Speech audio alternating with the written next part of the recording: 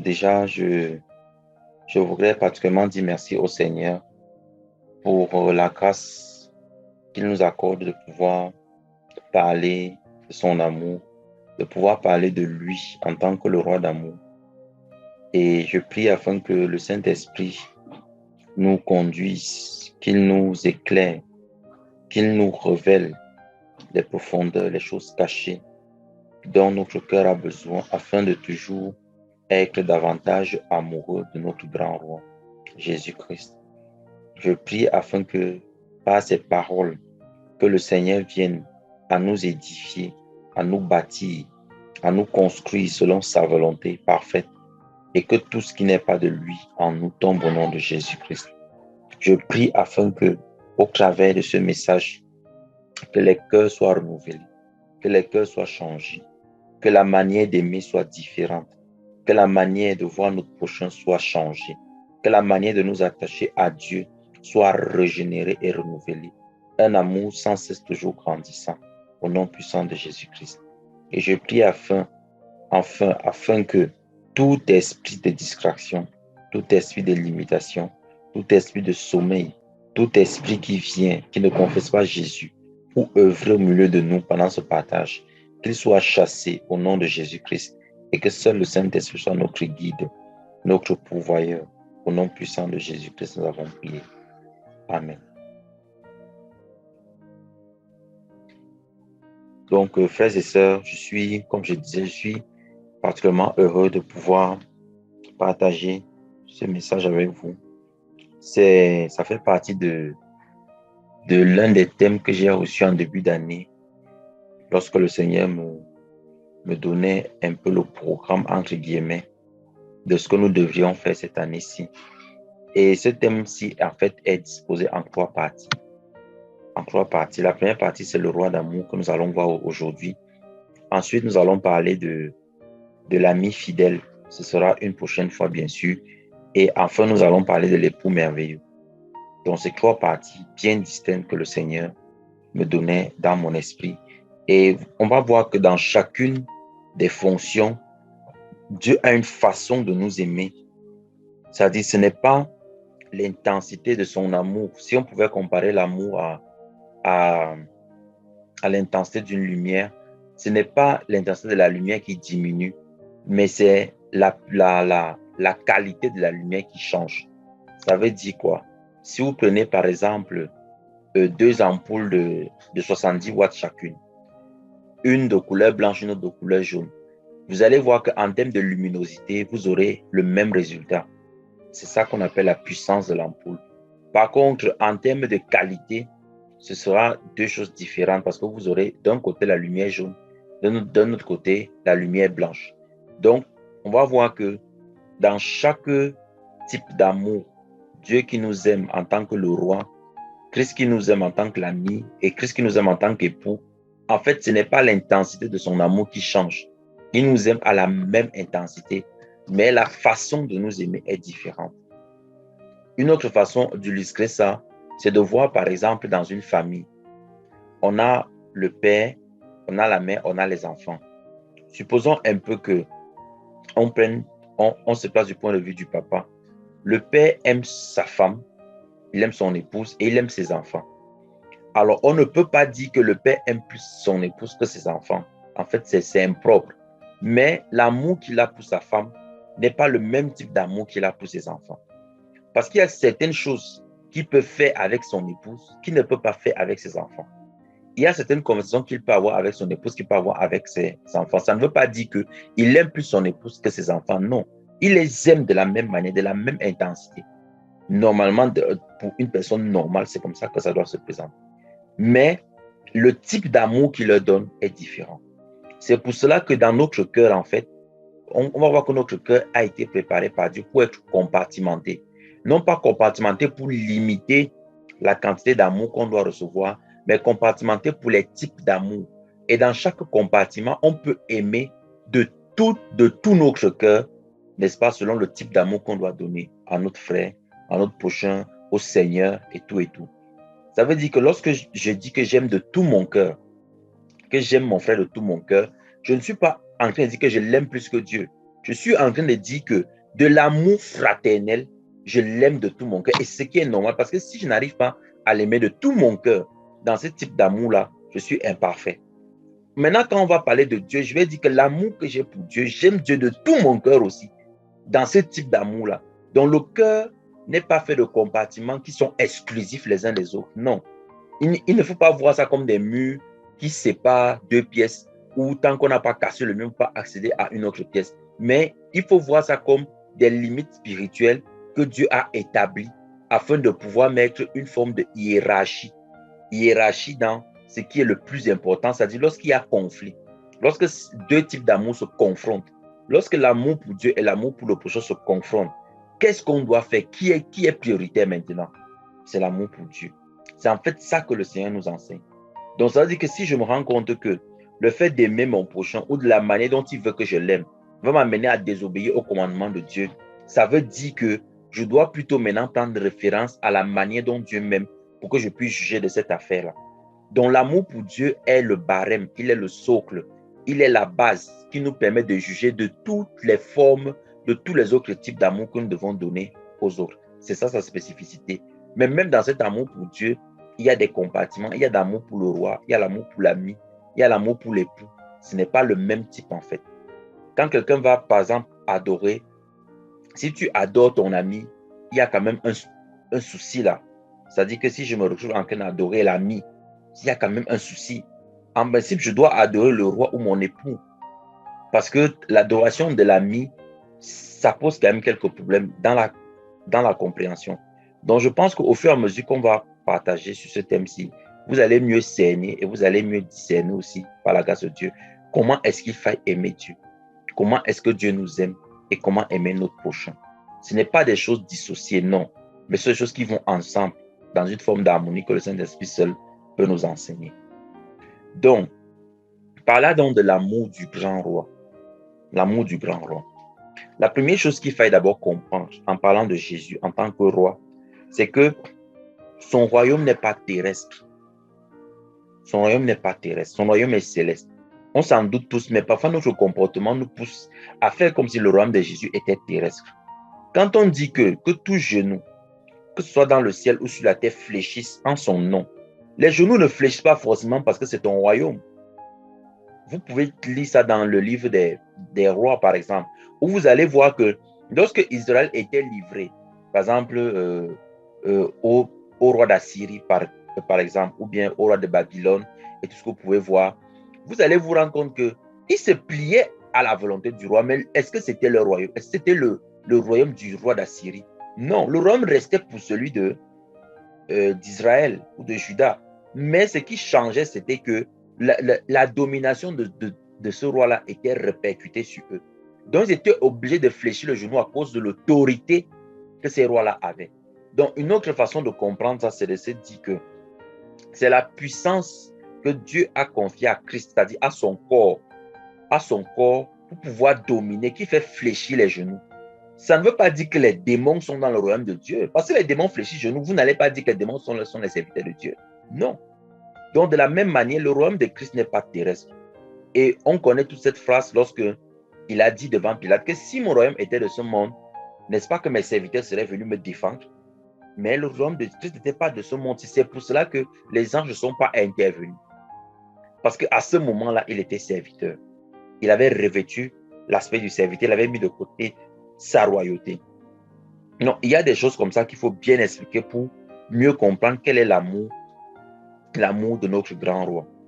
Donc, Jésus n'est pas un roi terrestre.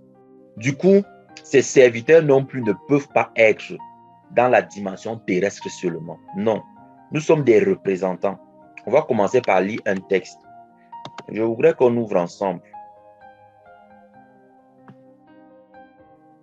le livre au chapitre 1, le verset 3. On va commencer par là.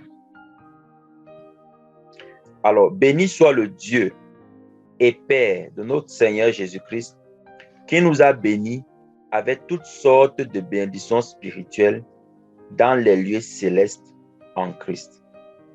Qui nous a bénis de toutes sortes de bénédictions spirituelles dans les lieux célestes en Christ. Alors, la première remarque qu'on puisse faire ici, c'est que nous avons été bénis de quoi et où? On a été bénis de quoi et où? Parce que pour bénir quelqu'un, il faut que la personne puisse être dans le même environnement que toi pour lui remettre une bénédiction, pour lui remettre quelque chose. La personne doit être dans le même, c'est-à-dire que dans le même environnement que toi, dans la même sphère que toi. Aujourd'hui, quand on parle de sphère, on ne parle pas forcément d'un endroit physique. Parce que, par exemple, je peux te faire un Orange Money alors qu'on n'est pas dans la même ville, par exemple. Ça, c'est possible. Mais je ne peux pas te faire de Orange Money si tu es dans le séjour des morts. Parce qu'on n'est plus dans la même sphère. Je ne pense pas qu'il y ait quelqu'un ici qui ait déjà pu faire un Orange Money ou un transfert d'argent, un MoneyGram, tout ce que vous voulez, à quelqu'un qui soit déjà décédé. Ça n'existe pas. Parce que vous n'êtes plus dans le même environnement. Donc, quand, ici, dans Éphésiens 1:3, la parole nous dit, l'apôtre Paul nous fait comprendre que nous avons été bénis. Par qui? Par le Père lui-même. De toutes les bénédictions spirituelles. De toutes les bénédictions spirituelles dans les lieux célestes. Ça veut forcément dire que nous nous trouvons là-bas. Nous nous trouvons dans ces lieux célestes-là. Sinon, comment le Père aurait fait pour nous bénir? Comment est-ce qu'il a fait pour nous bénir, en fait, si on ne se trouve pas dans ces lieux-là? Donc, la première chose qu'il faut comprendre, c'est que Dieu ne s'est pas seulement limité à nous délivrer de la puissance du péché, mais il a également accompli cette œuvre en nous ramenant en son sein. Ça veut dire que quand on demeure en lui, on a parlé de ça jeudi, quand on demeure en lui, on est en Dieu. Ce n'est pas une vue d'esprit. Hein. Ce n'est pas quelque chose qui est comme, je vais dire quoi, comme abstrait, qu'on dit ça comme ça juste pour dire. On est en Dieu. Et Dieu se trouve où? On va dire, ok, il se trouve partout. Mais quand on dit en lui, vous comprenez quoi? Il se trouve partout, oui, mais est-ce que son règne est partout? Non, le règne de Dieu n'est pas partout. C'est d'ailleurs pour cela que Christ, en enseignant la prière aux disciples, a dit, vous prierez ainsi que ton règne vienne et que ta volonté soit faite sur la terre comme au ciel. Parce que sur la terre, le règne de Dieu n'est pas partout. Vous n'allez pas me dire que dans les boîtes de nuit, là on voit les prostituées et tout ça en route, là où les gens se bagarrent avec les bouteilles, il y a le règne de Dieu là-bas. C'est un autre règne. C'est un autre règne. Donc quand on dit en Dieu, ce n'est pas une vue de l'esprit où on dit que Dieu est partout. En Dieu, là, ça veut dire que là où le règne de Dieu est manifesté pleinement, et c'est en lui-même, dans les lieux célestes. Donc, mes frères, lorsque vous élevez la voix, lorsque vous priez, si vous dites que vous êtes en train de prier étant sur la terre, ok, ça veut dire que vous êtes en train de braver tous les kilomètres qui nous séparent de l'environnement terrestre, de l'environnement céleste. Or, ces deux environnements ne sont pas compatibles, en fait. C'est pour ça que tous ceux qui prient dans l'état de terrestre n'arrivent pas à accéder aux choses spirituelles. Parce qu'ils prient comme des terrestres, en fait. Or, qu'est-ce que 1 Corinthiens 15 nous dit? Que le premier était terrestre, mais le deuxième, il est céleste. Et nous sommes issus du deuxième. Donc, on ne peut pas être issu du deuxième. On ne peut pas être descendant de Christ. Et puis, on se comporte comme des terrestres, dans notre pensée même d'abord. Lorsqu'on lit encore, lisons ensemble, Éphésiens 2, le verset 6. Et nous a ressuscités ensemble et nous a fait asseoir ensemble dans les lieux célestes en Christ. On dit maintenant, le Père nous a ressuscités ensemble avec Christ pour nous faire asseoir ensemble dans les lieux célestes en Christ. Donc, mon frère, tu es assis dans le ciel. Ce n'est pas une vue de l'esprit. Quand le Seigneur Jésus est monté, il a dit, mais vous préparez une place. Sur ta place, là, c'est ton nom qui est inscrit. Et on a parlé de la réalité du nom en parlant de Jésus, le Dieu qui bénit. Lorsqu'on se rend compte qu'à chaque fois, dans la King James, on dit, et tu l'appelleras son nom. C'est comme ça que Dieu dit. Donc, le nom est une réalité spirituelle que Dieu voit. Lorsque Dieu dit Martin, lorsque Dieu dit, par exemple, Annick, lorsque Dieu dit Pascaline, il dit Jacques, il dit Jean, il dit Renaud. Lorsqu'il dit ces noms-là, ce n'est pas seulement un prénom, ce n'est pas quelque chose qu'on écrit sur un tableau que Renaud. Ce n'est pas ça, c'est une réalité spirituelle. La réalité spirituelle, Renaud existe aux yeux de Dieu. Quand il dit Renaud, il voit une réalité spirituelle. C'est une personne. Et cette personne-là qui est assise là-bas. Maintenant, nous, on collabore avec cette personne par le Saint-Esprit qui nous aide à comprendre quelle est notre nature céleste. Parce qu'on a été béni étant là-bas. Donc, lorsque quelqu'un désobéit, donc, qu'est-ce qu'il fait? En fait, il se coupe de cette nature céleste-là. Et en se coupant d'elle, qu'est-ce que Dieu fait? Il recranche, donc, si tu ne te repens pas, ton nom du livre de vie. Donc, on enlève cette place. Donc, on ne va pas aller là-bas et puis dire que ça, c'était la place de tel frère, hein, mais comme il n'est pas venu, elle est restée vide. Non, il n'y a pas de place vide là-bas. Ou la place est occupée ou elle ne l'est pas.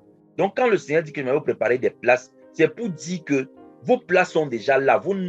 La réalité spirituelle de vos noms est déjà inscrite là-bas. On sait que voici la place de tel et on peut te voir dans les lieux célestes.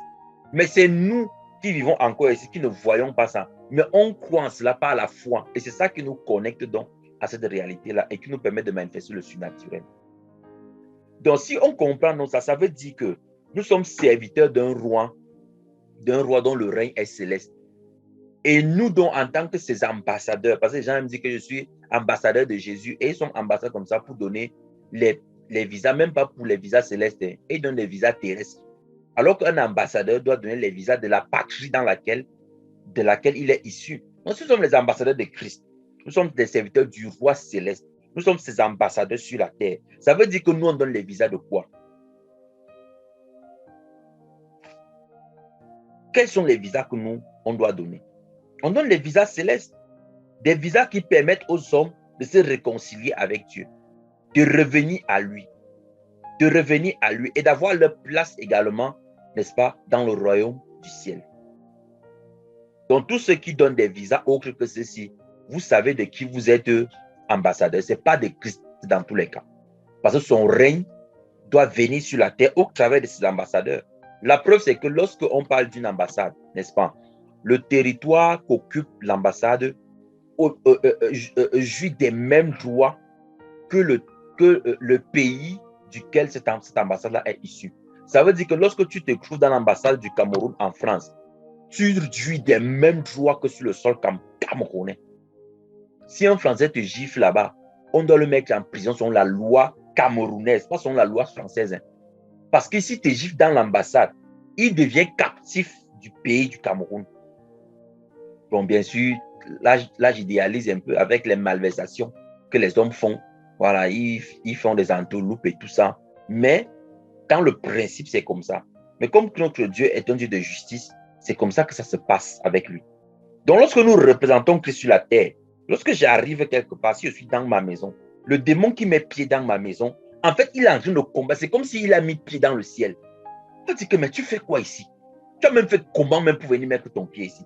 Est-ce que vous commencez à comprendre pourquoi est-ce que quand on se garde nous-mêmes, le mal ne peut pas nous atteindre? Parce que nous sommes des ambassadeurs du roi céleste. Donc, il faut d'abord bien comprendre ça, que notre roi n'est pas terrestre. Notre roi n'est pas sur la terre. Notre royaume n'est pas sur la terre. Notre roi n'est pas ici. Il est en haut. Maintenant, nous, on fait sa représentation comme des ambassades sur la terre pour faire quoi? Prêcher l'évangile, annoncer la bonne nouvelle. Et c'est nous qui portons le royaume de Dieu. Ça veut dire que c'est là où moi je suis que le royaume de Dieu est. Ça ne veut pas dire que parce que je suis peut-être dans mon lieu de service, que tout le lieu de service est devenu le royaume de Dieu. Non, c'est moi qui, c'est-à-dire que moi dans mon bureau, la partie que je contrôle, c'est sur elle que le royaume de Dieu, que la puissance de Dieu se déploie. Si je suis dans mon bureau et que j'ai consacré mon bureau au Seigneur, dans ce bureau-là, même si quel endurci entre, il est dans mon territoire, dans le territoire de Jésus. Donc, ces esprits et tout ça vont se soumettre. Mais c'est justement parce que nous, on ne comprend pas ça qu'on se dit que non, tout machin que foulera mon pied, je prends en possession et tout ça. On part rentrer dans des maisons, on dit que je prends en possession, je commande, j'ordonne. Tu viens ordonner quelque part où le royaume de Dieu n'est pas. Est-ce que c'est toi qui contrôle là-bas? C'est toi qui contrôle la maison là. C'est toi qui contrôle, voilà, je ne sais pas. Si tu peux entrer dans une boîte de nuit, tu dis que j'ai établi le règne de Dieu. Tu vas voir comment le DJ va arrêter sa musique. Comment est-ce que toutes les procédures là vont s'arrêter? Comment est-ce que tous ceux qui se livrent à l'orgie et tout ça vont se séparer? Tu viens dire les choses là. Donc, mes frères, il ne faut pas perdre votre temps. On nous a longtemps dérangé avec des choses où quelqu'un passe et dit que je proclame le règne de Dieu dans ce bar. Dans ce bar, c'est ton bar. Tu règnes là-bas. Tu as quel pouvoir là-bas? Les gars vont boire le bière. Et tu vas passer, tu vas voir qu'ils boivent. Ce n'est pas un problème, ça ne va pas s'arrêter. Notre supplication plutôt, c'est que Seigneur, donne-leur d'être conscients. Ils doivent sortir d'abord de là. Tu ne peux pas aller convertir un gars dans sa bouteille. Il faut qu'il abandonne d'abord la beauté. Et la façon d'abandonner la beauté, c'est qu'on demande au Seigneur de toucher son cœur. Donc, beaucoup de frères font des prières inutiles, entre guillemets, parce qu'ils ratent la cible. Après, on dit que oh, ma famille ne croit pas. Oh, c'est mon c'est descendu. Donc, mes frères, que le Seigneur nous aide dans une intelligence spirituelle à savoir que nous sommes des serviteurs du grand roi qui est céleste, dont maintenant nous sommes des ambassadeurs sur la terre. Amen. Donc, on va commencer maintenant à parler du caractère du roi. Parce que pour comprendre son amour, on doit quand même connaître son caractère aussi. On doit connaître son caractère. Alors, la première chose dont on va parler en termes de son caractère, c'est qu'on va parler de l'intégrité. Alors, l'intégrité, c'est un terme que l'on est supposé tous connaître en tant qu'enfant de Dieu, mais parfois qu'on comprend mal. C'est-à-dire, quand on parle d'intégrité, on voit rapidement des actions que l'on pose. Par exemple, si on te donne de l'argent, que tu n'es pas à mentir, ou dire que bon, il est resté 500, on lui dit qu'il est resté 2000. Voilà, c'est là où on voit ça souvent. On prend Joseph, on dit que voilà, Joseph n'a pas couché avec la femme de Potiphar, donc il est resté intègre. Oui, c'est vrai. Mais là, on est en train d'expliquer le mot par l'exemple. Mais qu'est-ce que veut dire intègre même? Qu'est-ce que ça veut dire intègre? Être intègre, ça veut dire quoi? En fait, être intègre, ça veut dire que la chose ne varie pas. La chose ne change pas. Les conditions, que ce soit les conditions naturelles, que ce soit quel genre de conditions, ne n'amènent pas la chose qui est intègre, ou la personne qui est intègre, à changer. C'est ça l'intégrité. Donc la définition même d'une chose intègre, c'est ça. Maintenant, je vais vous poser une question. Vous êtes déjà demandé pourquoi est-ce que Dieu... Bon, je vais poser la question un peu différemment. Qui croit que Dieu connaît toutes choses d'avance? Est-ce que vous croyez que Dieu connaît toutes choses d'avance? C'est-à-dire qu'avant que la chose n'existe, avant qu'elle ne soit manifestée, Dieu se connaît déjà à la fin. Est-ce que vous croyez d'abord en ça même? Parce que c'est par là qu'il faut commencer. Parce qu'il y a des personnes qui se comportent comme si les choses sont en train de surprendre Dieu. C'est-à-dire que nous, dans nos prières, parfois, on informe Dieu. On commence à informer Dieu. On commence à lui dire que vraiment, Dieu, est-ce que tu vois ma situation? N'as-tu pas vu machin, ceci? On parle comme si Dieu n'était pas au courant. En effet, Dieu connaît toutes choses d'avance. Il n'y a rien qui le surprenne. Il n'y a rien qui le surprenne. Et j'avais un peu parlé de ça lorsque j'avais présenté la dimension temporelle de Dieu, en montrant que si une tiers dans le référentiel du Seigneur correspond chez nous à pratiquement 1 heure, quelque chose comme ça, comment est-ce que vous vous imaginez qu'on soit en train de prier instantanément et Dieu nous exauce? C'est-à-dire que tu pries maintenant, là, à la tiers, quand tu imposes la main, la personne est guérie. Ça veut dire que Dieu nous a exaucés avant de prier. Donc, il connaissait à la prière que tu devais faire. Et il a donné l'exaucement avant. C'est la seule possibilité. C'est-à-dire si on reste scientifique. Hein. Donc, si Dieu connaît toutes choses, pourquoi est-ce que Dieu, sachant que Adam et Ève allaient le trahir, allaient manger l'arbre du fruit de la connaissance du bien et du mal, pourquoi les a-t-il laissés? Parce que c'est une question vraiment, il n'y a aucun religieux qui puisse répondre à ça. C'est une question qui est difficile. C'est une question qui est compliquée. Je dis, il n'y a aucun religieux qui peut répondre à cette question-ci. Et beaucoup d'enfants disent même, ils pouvaient dire que c'était de la volonté de Dieu et qui tue ça. Parce qu'ils ne veulent pas les mots de tête. Pourquoi Dieu les a laissés? Pourquoi Dieu a laissé l'arbre même là au Méja? Pourquoi il n'a même pas enlevé même l'arbre, allé même cacher ça quelque part, que vraiment un endroit où ils ne peuvent pas avoir accès? Pourquoi? Vous n'avez jamais opposé cette question-là? Vous n'avez jamais dit que, mais pourquoi est-ce que Dieu nous a même mis dans les problèmes? Parce que d'autres disent même comme ça. Il nous a mis dans les problèmes. Que s'il voulait vraiment qu'il n'y ait pas de problème, il a enlevé ça. C'est un peu comme si tu vois de l'eau chaude posée et tu sais que tu es avec un enfant de 2 ans et tu laisses le seau d'eau ouvert. C'est cette analogie-là, en fait, que notre esprit fait avec l'arbre de la connaissance du bien et du mal. Que si Dieu ne voulait pas qu'il y ait les problèmes, ce n'était pas plus simple d'enlever l'arbre là. L'arbre là faisait quoi là? Ça sert à quoi d'avoir un arbre sur lequel on ne peut pas manger ses fruits? Et qui plus est, une question, on mange, on va mourir. Et il sait que les gars vont manger. Et il laisse quand même l'arbre. Et il les crée quand même pour qu'ils mangent. Après, vous dit que vraiment, vous avez péché, voici les punitions. Ça paraît quand même, insensé, non? Ça paraît quand même bizarre. En fait, c'est la réponse se trouve dans le mot intégrité. Allons lire ça. Alors, nous sommes dans le livre de Genèse. On va d'abord lire Genèse 2. Allons lire Genèse 2. Genèse chapitre 2. Lisons du verset 16 au verset 17. Et le Seigneur Dieu commanda à l'homme disant, tu peux manger librement de tout arbre du jardin, mais de l'arbre de la connaissance du bien et du mal, tu n'en mangeras pas. Car au jour où tu en mangeras, tu mourras certainement. Donc ce n'était pas à peu près, non, où il disait que bon, si tu manges, on va voir, peut-être ça va te faire des maux gastriques et après tu vas te porter mieux. Je vais me fâcher et puis ça va passer. Il a dit que le jour où tu en mangeras, tu mourras certainement. Donc la promesse était certaine. Mais comment il fait cette promesse, sachant que les gars vont manger? Lisons encore dans Genèse 6. Vous allez voir quelque chose là-bas d'étrange. Genèse 6, à partir du verset 5. Et le Seigneur vit que la perversité de l'homme était grande sur la terre et que toute l'imagination des pensées de son cœur n'était que continuellement mauvaise. Et le Seigneur se repentit d'avoir fait l'homme sur la terre et il s'en affligea dans son cœur.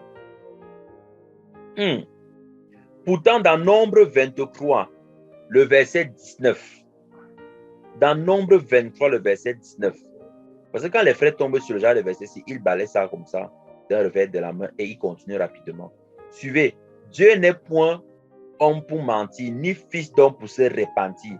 Il a dit, ne le fera-t-il point? Il a parlé, ne le réalisera-t-il pas? Nombre 23, 19 nous dit que Dieu ne se repent pas. Pourtant, on voit dans Genèse 6 que Dieu dit que Dieu s'est repenti. Et j'ai comparé les deux mots. Le mot repenti qui est utilisé là, c'est exactement le même. C'est-à-dire que la signification de ce mot-là, c'est nakam. C'est exactement le même mot qui veut dire être désolé, se consoler, se repentir, consoler ou être consolé, être rempli de pitié. C'est exactement le même mot, mes frères. Donc là où Moïse nous dit que dans Nombre 23, 19, Dieu ne se repent pas, il utilise le même mot dans Genèse pour dire que Dieu s'est repenti. Finalement, c'est dans les histoires comme ça qu'on dit souvent que la Bible s'y nous dérange. Il y a les contrariétés dedans. Mais frère, il n'y a pas la contrariété. C'est l'intégrité qui fait ça. C'est l'intégrité qui fait ça. Comment est-ce que ça s'explique? Parce que Dieu est intègre et qu'il ne change pas. Il ne change pas en fonction de ce qu'on va faire. Donc, il n'adapte pas son caractère en fonction de nous. Que bon, comme demain, j'ai déjà vu que Martin va me trahir en se mettant en colère. Donc, ce que je vais faire, c'est qu'aujourd'hui, je vais prendre les précautions. Je vais d'abord le blâmer. Que, oh, toi là, si tu te mets en colère demain, parce qu'il a vu que tu vas te mettre en colère. Donc, ce n'est même pas la peine de m'invoquer parce que tu vas te mettre en colère et tu vas venir me demander pardon. À présent, je refuse ça. Dieu ne fait pas comme ça. Et si on commence à voir ce caractère d'intégrité-là, on comprend pourquoi il a fait l'homme. Parce qu'il avait conçu dans son cœur de faire l'homme. Donc, le fait que l'homme le trahisse, ça ne devait pas l'empêcher d'accomplir les desseins de son cœur. C'est comme un homme qui dit que je vais épouser cette femme-ci. Vous allez commencer à comprendre l'amour de Dieu. Il dit que je vais épouser cette femme. Et pourtant, il sait que cette femme-là a un amant. Et que cette femme continue de le tromper avec cet amant-là. Mais il ne change pas sa décision dans son cœur. Est-ce que vous pouvez vous imaginer ça? Aucun humain ne peut faire ça. Aucun humain, je redis bien, aucun humain ne peut faire ça. Aucun homme ne peut faire. Il n'y a que Dieu qui fait ça. Maintenant, pour que nous, on puisse vivre ça, il faut qu'on adopte notre nature céleste. Sinon, on ne peut pas aimer comme Dieu. Aujourd'hui, les gens aiment les cantiques. Oh, personne ne m'a aimé comme Jésus m'a aimé. Et ils chantent comme ça, hein, que personne ne peut t'aimer comme Jésus t'a aimé. c'est vrai dans la dimension de l'œuvre de la croix, mais ce n'est pas vrai dans la dimension de l'être spirituel qu'on doit devenir. Ce n'est pas vrai. Parce qu'aujourd'hui, on veut faire croire qu'on ne peut pas être rempli de l'amour de Dieu pour pouvoir aimer comme Dieu et devenir intègre. Vous pensez que intègre, c'est quoi? Être intègre, c'est donc ça. Ça veut dire que malgré tout ce que les gens vont me faire, je sais qu'on va me trahir. Hein. Je sais qu'on va me trahir. Je sais que ce frère-ci est avec moi par intérêt. Mais mon attitude vis-à-vis de lui ne change pas. Ma manière de l'aimer ne varie pas. Ce n'est pas parce que je dis que, bon, comme j'ai découvert que tu es là pour m'exploiter, maintenant, ça veut dire que quand tu m'appelles, même si ton problème est comment, je ne résous plus ça parce qu'il est à 21 heures. Je ne fais plus comme ça. Je fais ça pour les vrais frères. Mon frère, ma soeur, si tu te comportes comme ça, tu n'es plus intègre. Tu as changé. Parce que tu commences à réagir en fonction de ce que tu reçois. Ce n'est pas ça l'amour de Dieu. Donc, l'arbre était là au milieu du jardin parce que il n'y a pas d'obéissance sans tentation. Je ne peux pas dire que vous êtes en train, par exemple, aujourd'hui nous sommes connectés, nous sommes en train de suivre cet enseignement.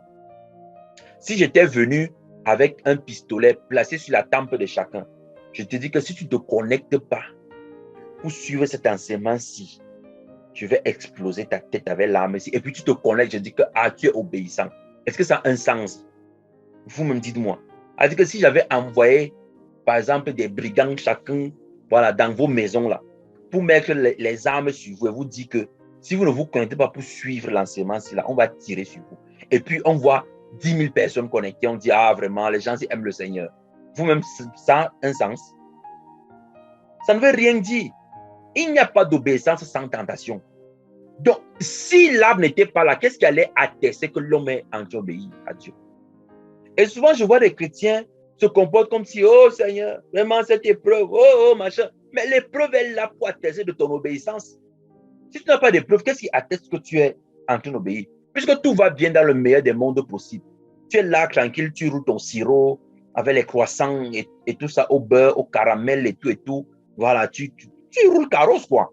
Tu dis que, ah, Jésus, je t'aime, j'aime Jésus, oh, Dieu, il est bon, oh, vraiment, il m'a donné tel diplôme, oh, j'ai réussi dans tel examen, oh, j'ai fait ceci, j'ai fait cela. Mon frère, ça a quel intérêt?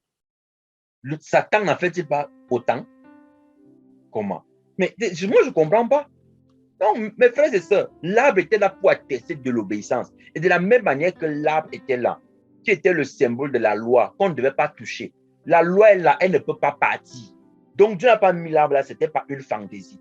L'arbre là, c'est le symbole de la loi. De telle sorte que la loi est là, Dieu te montre bien que la loi c'est lui-même. Mais tu ne dois pas pratiquer ça. Tu dois plutôt aller vers l'arbre de vie. Est-ce qu'il a interdit à l'homme de manger de l'arbre de vie? Non. L'arbre de vie là, c'est Christ, c'est la grâce. Où tu peux prendre gratuitement, les gens ne veulent pas prendre. Mais veulent faire les choses que Dieu dit que toi, tu ne dois pas faire ça. Parce qu'il dit que pourquoi Dieu même a mis ça devant moi. D'autres disent même que, pourquoi? Si Dieu lui-même voulait que je sois heureux dans mon foyer, il devait me donner une bonne femme. Il devait me donner un bon mari. Il devait me donner un bon frère. Oh, dans telle assemblée, on m'outrage. Oh, ceci, les gens ne m'aiment pas. Mais mon frère, c'est ça qui est à tête de ton obéissance. Maintenant, si tu ne changes pas, c'est là où tu es donc intègre. Si tu continues d'aimer, de donner le même respect à ton pasteur, à ton prophète, à tout ça, malgré les déviances que tu vois, tu donnes le même respect. Ça ne veut pas dire que tu encourages les erreurs ou bien les fautes. Non, mais ça veut dire que tu donnes le même respect. Tu commences par le mépriser, tu commences par faire les choses parce que, bon, maintenant, comme j'ai compris qu'il est comme ça, je ne fais plus ça. Tu n'es plus intègre, tu as changé. C'est ce que Dieu n'est pas. Donc, quand Dieu parle, dit qu'il ne se répand pas, ça veut dire quoi? Ça veut dire qu'il ne change pas sa manière de penser vis-à-vis de nous. Or, lorsque quelqu'un devient donc mauvais, il faut bien que Dieu dise que ceci, je condamne ça et je regrette ça. Donc, lorsqu'on dit que Dieu s'est repenti dans Genèse 6, il est en train de se repentir dans son intégrité. Je vais l'expliquer d'une autre façon. Lorsque tu te comportes bien, l'intégrité de Dieu fait qu'à cause de sa justice, il a promis un certain nombre de choses à ceux qui se comportent bien. Lorsque tu te comportes mal, l'intégrité de Dieu veut que son cœur soit aussi affligé. Donc, Dieu est en train de montrer son sentiment. Il est en train de révéler l'état de son cœur. Que regardez comment ce que l'homme fait me fait souffrir. Oh, il savait qu'il allait souffrir, mais il n'a pas refusé de souffrir. C'est ça sa particularité, c'est ça l'intégrité. Donc, lorsqu'on dit qu'il se répand, il est en train de dire que je suis désolé. il est en train de dire que je veux être consolé. Par qui? Par des hommes justes. Mais aujourd'hui, on veut se prémunir de la douleur. C'est-à-dire que dès que tu sens que tu vas être trahi par tel frère, c'est-à-dire que tu prends d'abord une tangente qui fait de telle sorte que toi et lui, vous ne pouvez pas vous rencontrer, même si on classe dans un repère orthonormé et que vos deux droites sont supposées se choisir, tu vas faire une droite qui va devenir une courbe. C'est-à-dire qu'au point où vous devez vous toucher, tu vas monter comme ça, contourner, descendre, parce que tu ne veux pas subir. Tu dis que non, pourquoi moi je dois souffrir? Pourquoi? Bon, si toi tu ne souffres pas, qui doit donc souffrir? Si toi tu n'acceptes pas de souffrir et de demeurer intègre, qu'est-ce qui prouve que tu es en train d'obéir à Dieu? Donc mes frères, si vous avez changé de comportement, de caractère vis-à-vis d'un frère, parce qu'il a eu des réactions qui vous ont comme déçus, sachez que vous n'êtes pas resté intègre. Vous n'êtes pas resté intègre. Et le Seigneur lui-même, par sa grâce, m'a fait comprendre ça encore ce matin. Ce que je suis en train de vous dire là. Vis-à-vis d'un frère, mon attitude avait changé. Mais aujourd'hui, le Seigneur m'a fait comprendre que non, ce n'est pas ce que j'attends de toi. Donc, mes frères et sœurs, être capable de savoir que tu vas être trahi, on va te faire du mal, on va. Et ne pas prendre de mesures pour te protéger toi contre ce mal qui va t'être fait, mais de continuer à donner le même amour, la même intensité de grâce à la personne qui va te trahir. C'est ça, demeurer intègre. Et c'est ce que notre roi est. C'est ce que notre roi fait. Il ne change pas. Allons lire dans Jean 6. On va voir une autre révélation de son intégrité.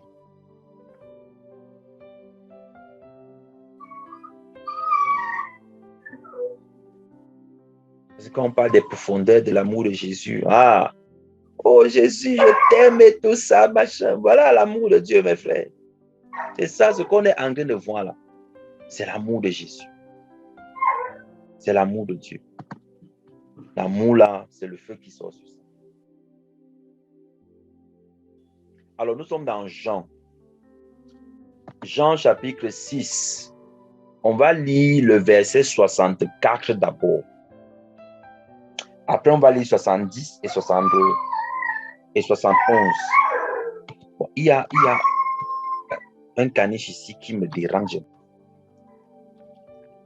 Je suis navré pour lui s'il est dans les pleurs, mais je n'ai rien à voir avec son malheur. Donc, nous sommes dans Jean. Jean 6. Lisons le verset 64 d'abord. Nous sommes dans Jean 6, verset 64. Mais il y en a parmi vous qui ne croient pas, car Jésus savait depuis le commencement qui étaient ceux qui ne croyaient pas et qui était celui qui devait le trahir. Attendez d'abord, attendez. Quand on lit ça, on comprend même quoi?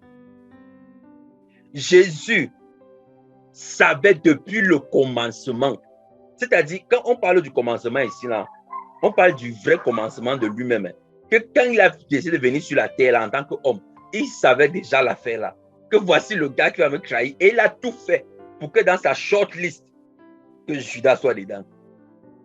Sachant que Judas devait le trahir. Mes frères et sœurs. Il savait que Judas devait le trahir, hein, mais il a inclus Judas dans la short list. Donc c'est comme si tu pars jouer un match. Tu sais que le gars là joue avec l'équipe adverse et qui va marquer les buts dans ton camp. Et tu l'alignes, tu le mets gardien de but. C'est même le gardien. Donc tu sais qu'à chaque tir, il va laisser entrer. Vous avez perdu le match d'avance, mais tu l'alignes quand même. Et tu lui manifestes l'amour. Tu dis que j'ai confiance en toi. Et ce que tu dis, tu ne mens pas. Hein. Tu dis que j'ai confiance en toi. Fais de ton mieux. Est-ce que vous pouvez comprendre ça? Ça n'a pas de sens en dehors de l'intégrité. Je vous dis, ça n'a aucun autre sens en dehors du fait que c'est l'intégrité. Suivez le verset 70 maintenant. Jésus leur répondit, ne vous ai-je pas choisi, vous les 12, et l'un de vous est un démon. L'un de vous est un démon. Donc, le gars sait que parmi 12 là, il y a un qui est démon. Donc, en fait, je suis avec 11 hommes et un démon. Il parlait de Judas Iscariote, le fils de Simon, car il était celui qui devait le trahir. Lui, l'un des 12. Mais Jésus, en aucun moment, est-ce que vous avez lu quelque part qu'il a fait assise? Il a dit vraiment, Pierre, Jacques, Jean, venez d'abord, comme vous êtes mes confidents là. Parce que c'est avec vous qu'on est allé regarder, vous avez vu la transfiguration à la montagne, donc vous savez quand même. Donc venez d'abord, je vais vous parler. Est-ce que vous savez que Judas là est un démon? Est-ce que vous savez que Judas est un démon? Est-ce que vous savez que dans l'affaire ici là, c'est lui qui va me trahir? Non, non, moi je ne peux pas comprendre ça. Comment je choisis quelqu'un, il me fait ça? Comment? Et les frères se disent souvent ça. Hein? Comment mon plus proche collaborateur, c'est lui qui m'a fait ça? Je ne dis pas que ça ne va pas faire mal. Hein? Je ne dis pas ça. Je suis en train de dire que l'intégrité, c'est quoi? C'est que c'est justement ce qu'on est en train de dire ici. C'est ça les profondeurs de l'amour du roi. Il sait que tu vas venir. Il sait que demain, tu vas te bagarrer en route. Tu vas même renier le nom de Jésus. Mais il te dit d'avance que mon enfant, je t'aime. Que le courage et la force soient avec toi. Mon amour ne changera jamais. Pendant que tu bagarres là, il est en train de te regarder et il est toujours en train de t'aimer et il dit, hé mon enfant, pourquoi tu fais ça? Alors qu'il savait que tu devais le faire. Les gens peuvent se dire que Dieu joue la comédie. Il ne joue pas la comédie. C'est son intégrité qui fait ça. Donc l'intégrité fait que jusqu'à ce que la situation arrive, tu ne manifestes pas ce que tu sais déjà que ça va arriver. C'est ce que ça veut dire. Donc jusqu'à ce que je sache que mon épouse va m'insulter ou mon enfant va me mépriser, je le sais déjà. Je sais ça d'avance. Mais je ne commence pas à dire que comme tu as préparé de me faire cela, je vais faire comme ça. Non, tu restes tranquille. Tu sais bien qu'on va le faire. Le coup est déjà arrêté, ça ne va pas changer, c'est immuable. Et quand ça arrive, tu regrettes que ce soit arrivé. Mais tu continues d'aimer la personne de la même façon. C'est ça l'intégrité. Le caractère du roi. Donc, si on s'est compris sur cette partie-là, vous voyez même maintenant comment vous devez aimer les frères, n'est-ce pas? Vous voyez maintenant toutes ces choses que nous sommes souvent dites, toutes ces choses qu'on a souvent faites même. C'est que, oh, vraiment tel, moi je l'appelle plus, oh, il ne me gère pas, oh, c'est mon tel descendu. Mes frères, quand on a fait ça, on a changé. Moi-même qui vous parle, là, j'avais changé par rapport à un frère. Et je me suis repenti de ça. Donc, je suis en train de vous dire ce que j'ai expérimenté. Je ne suis pas en train de vous dire des choses en l'air comme ça. Je vous dis ce que j'ai expérimenté par la grâce de Dieu. Et c'est ça l'intégrité. Maintenant, aujourd'hui, là, vous-même, réfléchissez un peu. Ce genre de message, si tu peux pas donner ça, là où le daddy est tout puissant, on va faire quoi de toi? On va même te jeter les pierres. Mais même comme tu sais qu'on va jeter les pierres, tu dois donner le message quand même. C'est aussi ça l'intégrité. C'est les frères maintenant, oh, moi je ne voulais pas que, quand avait parlé là, que oh, ça monte, ça descend. Non, mon frère, tu ne peux pas changer ton message à cause de ceux qui sont devant toi et que tu te retrouves devant le ministre, il faut quand même habiller un peu. Habillons quand même un peu. Quand même, c'est quand même le ministre. C'est quand même le président. On a juste maintenant, on réfléchit sur les mots qu'on doit dire. On laisse le Saint-Esprit faire, on dit que non, il faut être prudent. Hein. Mes frères, on ne doit pas aller mépriser. Hein, parce que le Saint-Esprit ne méprise personne. Mais on dit que si c'est intègre, tu vas dire ce que tu aurais dû dire, même si tu étais devant qui. Que ce soit devant un enfant, devant un adulte, devant un vieux, devant un président, devant un ministre, le Saint-Esprit ne va pas arranger les paroles pour que le message corresponde à la personne. Il va dire ce qu'il doit dire. Donc, mes frères et sœurs, préparez-vous. Vous pouvez lire aussi un autre exemple d'intégrité dans Actes chapitre 7 avec la lapidation d'Étienne. Étienne savait qu'il allait être tué. Hein? Ne vous en faites pas. Étienne savait qu'il mourrait. La preuve, c'est qu'à un moment, il a dit que son sang ne retombe pas sur eux. Et le fait que son sang ne soit pas retombé sur eux, ça produit qui? Ça produit l'un des plus grands apôtres que la terre ait porté, l'apôtre Paul, qui a évangélisé plus que tous ceux qui ont même marché avec Jésus directement. Vous voyez ce que ça produit, n'est-ce pas? L'intégrité. Donc, mes frères, redevenez vous-même. Ne changez pas en fonction de ce que les autres vous font. On va voir le deuxième aspect, le deuxième caractère de notre roi. Le deuxième caractère de notre roi, c'est la douceur. On va dans Luc 22.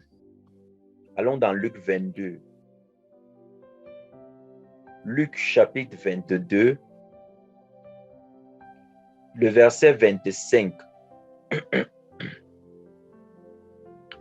Alors, qu'est-ce que Jésus nous dit là-bas? Il dit, Et il leur dit, les rois des gentils exercent la seigneurie sur eux.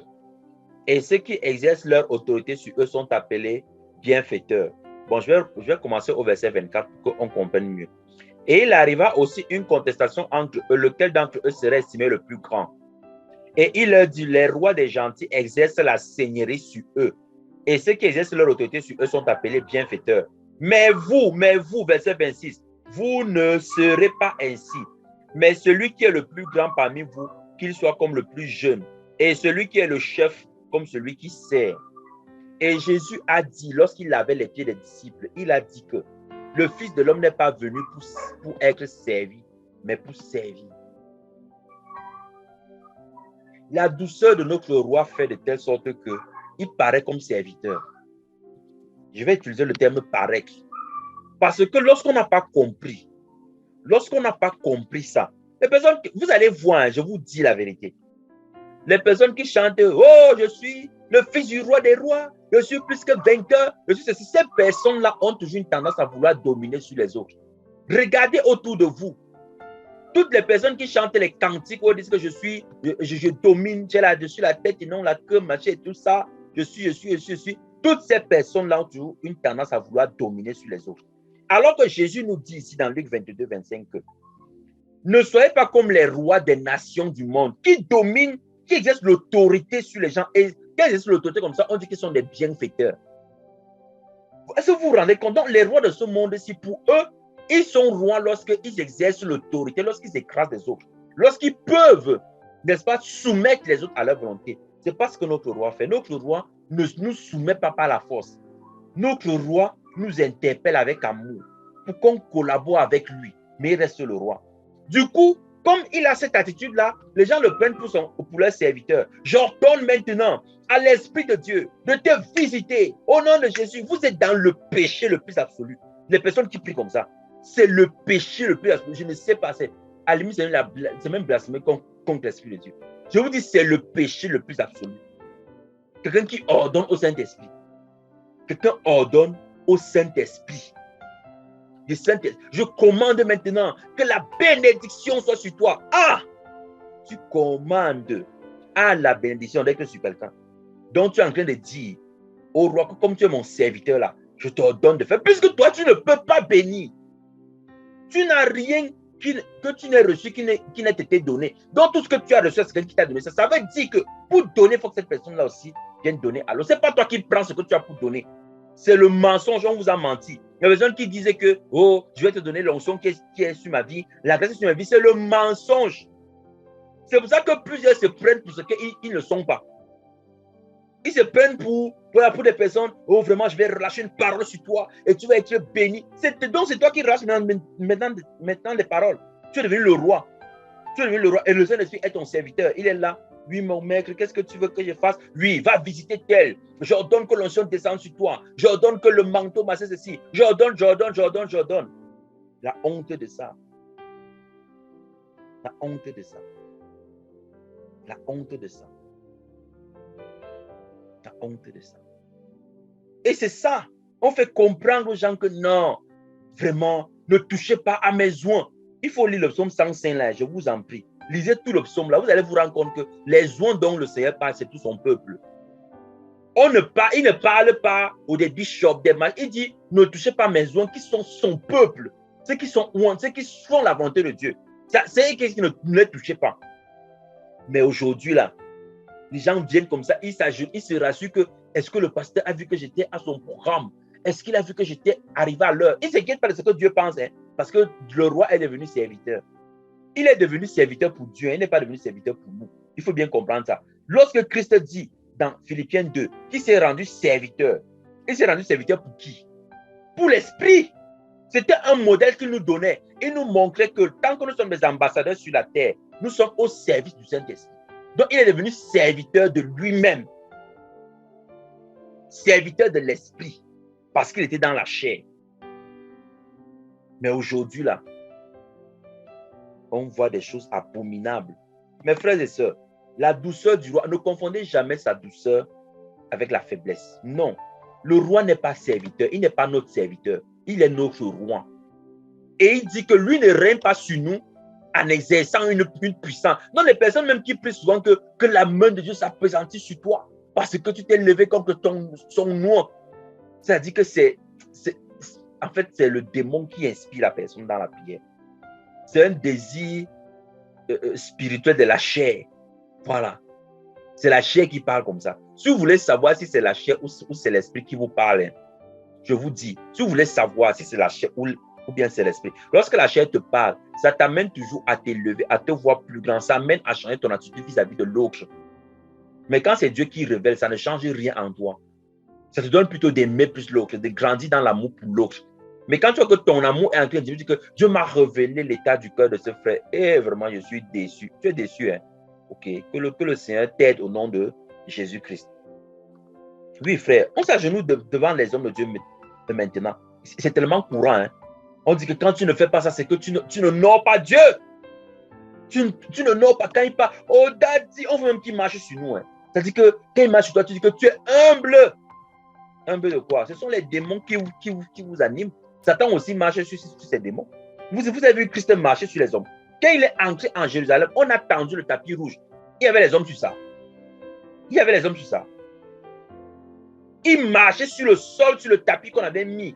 Mais nous, on vient se comporter, on est le tapis des hommes de Dieu. Oh, homme de Dieu, quand tu m'écrases, je sens l'onction descendre sur moi. C'est une onction satanique, c'est une onction démoniaque. Jésus ne règne pas comme ça. Luc 22, 25. Ne règne pas comme les rois de ce monde-ci. Ils oppressent avec leur autorité.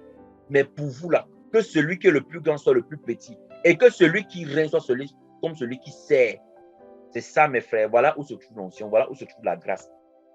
Donc, servez les frères. Rendez-vous disponibles pour eux. Faites toutes choses de bon cœur. Alors, l'onction de Dieu sera sur vos vies. Amen.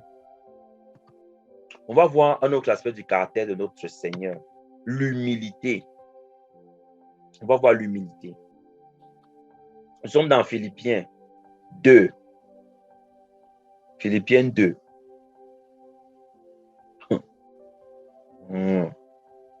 Philippiens 2 à partir du verset 5. Du verset 5, qu'est-ce qu'il est dit? Que cette façon de penser soit en vous, laquelle était aussi en Christ Jésus, qui étant en forme de Dieu, attendez un peu. Moi, je ne sais pas. Hein.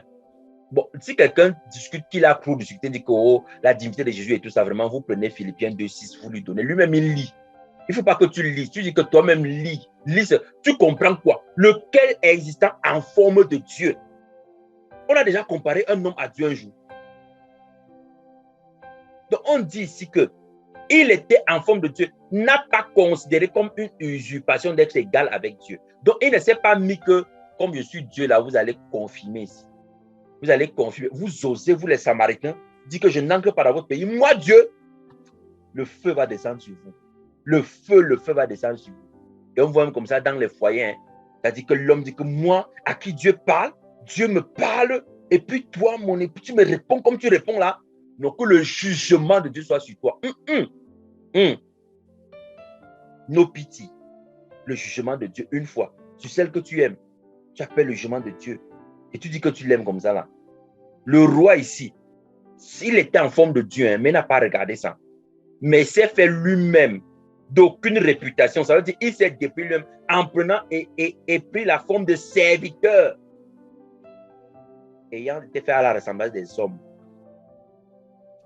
Les rois dont nous sommes, parce que nous sommes issus d'un roi, les rois que nous sommes, pardon, je vous l'ai dit, les rois que nous sommes, voici notre credo. Nous sommes les serviteurs. Les serviteurs de qui? Pas seulement du grand roi, mais les serviteurs de nos frères. Lorsque tu te décides d'être serviteur de ton frère, si lui comprend ça mal, c'est son problème. Il faut qu'on arrange ça bien dans vos esprits. Parce que vous allez vous dire que non, il doit comprendre que je ne fais pas ça parce que je suis son serviteur, mais que c'est parce que j'aime Dieu. La différence est laquelle? Est-ce que c'est à lui de comprendre? C'est à toi de faire ce que Dieu demande. Donc vous voulez réagir en fonction de ce que les autres comprennent. Mais s'il fallait donc dire ça, veut dire que Christ ne serait jamais allé à la croix. Il ne serait jamais monté sur la croix. Parce qu'on n'avait rien compris, nous tous. On a tous jeté la pierre sur lui. Et ce qu'on continue de faire maintenant d'ailleurs. Parce qu'on aime dire que oh, ce sont les Juifs qui l'ont crucifié. Alors que nous-mêmes, on marche avec les marteaux et les clous chaque jour pour crucifier encore Jésus. En pratiquant quoi? L'ignominie. Parce que quand on pratique le péché, on l'expose à l'ignominie. C'est comme si on reprend les clous On dit que monte encore sur la croix, là. On boule encore ça bien. Mes frères, ce n'est pas juste, ce n'est pas bien. Ce n'est pas juste. Ce n'est pas juste. Donc, mes frères, soyez serviteurs des autres. Soyez serviteurs des autres. Le père doit être serviteur de ses enfants. Quand tu te lèves le matin pour sortir, tu ne sors pas parce que tes enfants te contraignent. Tu es leur serviteur, qu'est-ce que tu crois? Mais en retour, maintenant, tu leur inculques le respect. Ça ne veut pas dire que tu vas être négligent. Que moi, personnellement, ma part, oh non. Tu leur montres comment il faut faire. Tu interpelles même ces frères-là quand le Seigneur te le permet, mais tu ne varies pas. Ce n'est pas parce que tu l'interpelles et qu'il ne change pas que toi, tu vas changer. Non. Donc, frères et sœurs, l'humilité. Allons lire encore.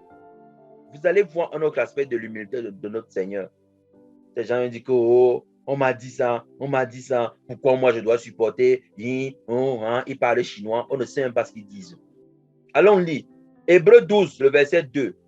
Regardant à Jésus, l'auteur et le finisseur de notre foi, lequel, pour la joie qui était placée devant lui, a enduré la croix, méprisant la honte, et est assis à la main droite du trône de Dieu. Dans la lutte seconde, on dit méprisant a souffert la croix, mépriser l'ignominie. Mépriser l'ignominie, mépriser la honte. Dès qu'on humilie les frères maintenant, là, ils se rebiffent. Oh, un serviteur de Dieu comme moi, est-ce qu'il sait même que j'ai les visions? Lui n'a jamais même eu une seule demi-vision même. C'est-à-dire que même étant dans le sommet en ronflant, Dieu n'est même jamais venu lui parler. Moi, j'ai les visions éveillées. Dieu me parle. J'enseigne à des milliers de personnes. Et puis, tu me manques de respect. Vraiment, ça vraiment, non. Que Dieu soit juge entre nous. Il ne va pas juger, mes frères. Il ne va rien juger. Je vous dis ça. Arrêtez les prières là, ça ne sert à rien. Dieu ne va pas juger. Il ne va pas juger parce que lui-même, il a méprisé l'ignominie. On l'a insulté à la croix. Si tu es fils de Dieu, descends. Descends si tu es fils de Dieu. Il a dit, Père, pardonne-le. Ils ne savent même pas ce qu'ils disent là. Ils ne savent même pas. Ils ne savent pas. Aujourd'hui, les frères ont les couteaux. Ils marchent comme les wadjo avec les longs couteaux. C'est-à-dire qui sont comme les couteaux du soya là. C'est-à-dire c'est long comme ça ne pas tourner devant. Ils découpent les frères comme ça avec. Ils font le hashish. Ils mangent les frères dans le gombo, les sauces et tout ça. Parce qu'ils ne peuvent pas pardonner. Mes frères, l'humilité, c'est ça. Et vous allez vous rendre compte que lorsque Jésus vient parler, lorsqu'il dit que car je suis doux et humble de cœur, Jésus le dit dans la position du roi, hein, qu'elle est glorifié. Jésus ne le dit pas tandis qu'il est sur la terre. Jésus ne vient pas dire qu'il est doux et humble de cœur pendant qu'il est sur la terre. Il le dit quand il se révèle à ses serviteurs par la suite, dans sa position élevée, dans sa position de roi. Il dit que je suis doux et humble de cœur. Ça veut dire quoi? Une autre caractéristique de l'humilité, ce n'est pas d'être là en train de dire aux gens que moi je suis humble, moi je suis humble, tu m'as fait la grâce, je suis humble. Si tu dis ça, c'est que tu ne l'es pas. Tu ne l'es pas. Les gens qui passent le temps à mettre sur leur statut. Père, je te rends grâce parce que tu m'as rendu humble. L'humilité précède la gloire. Voilà la gloire. Hein. C'est la gloire dont on parle là. Parce que j'entends dire que l'humilité précède la gloire, c'est que je me laisse écraser, insulter, parce que demain je serai PDG, je serai roi, je vais régner sur vous. Vraiment, que le Seigneur pardonne ces mauvaises pensées dans les cœurs des frères au nom puissant de Jésus-Christ. Il dit en raison de la joie qui lui était présentée. Quelle est la joie qui était présentée à Christ? Dans Hébreux 12 qu'on a lu. Quelle est cette joie? C'était la joie de bénir le cœur de Dieu. C'était ça la joie. Il a dit que je suis venu faire ta volonté. Ce n'était pas lui, mais il ne faisait pas pour lui, il faisait pour quelqu'un d'autre. Mais aujourd'hui, l'humilité précède la gloire. La gloire, on prend gloire, là, on arrange ça selon que Satan a inculqué aux hommes. Alors que la gloire, là, c'est tout ce dont on parle ici. C'est la gloire de qui? C'est la gloire du maître. L'humilité précède la gloire du maître. C'est le maître qui doit être glorifié. Toi, quoi dedans? Mais aujourd'hui, là, les frères n'aiment pas ça. En tout cas, que le Seigneur vous soutienne dans vos cœurs pour tout ce qui est en train d'écouter au nom de Jésus-Christ. Parce que c'est que ce n'est pas facile, c'est dur, mais moi, je ne peux pas non plus venir ne pas être intègre, mes frères. Je ne peux pas venir raconter que bon, comme je dois quand même tenir compte. Bah, je ne peux pas. Si je fais ça, c'est que je suis plus intègre, c'est que j'aurais varié, changé. Et vraiment, moi, je n'ai pas l'intention de passer l'éternité dans les temps de feu. Amen. Je n'ai pas prévu ça, ce n'est pas dans mon planning. Donc, on va voir notre caractère de notre roi. Oh, c'est l'un des caractères que j'aime beaucoup. La possession. Vous allez voir ça maintenant. Exode 20. Allons lire, mes frères. Nous sommes dans Exode 20. Lisons du verset 4 au verset 6. Tu ne te feras pas d'image taillée.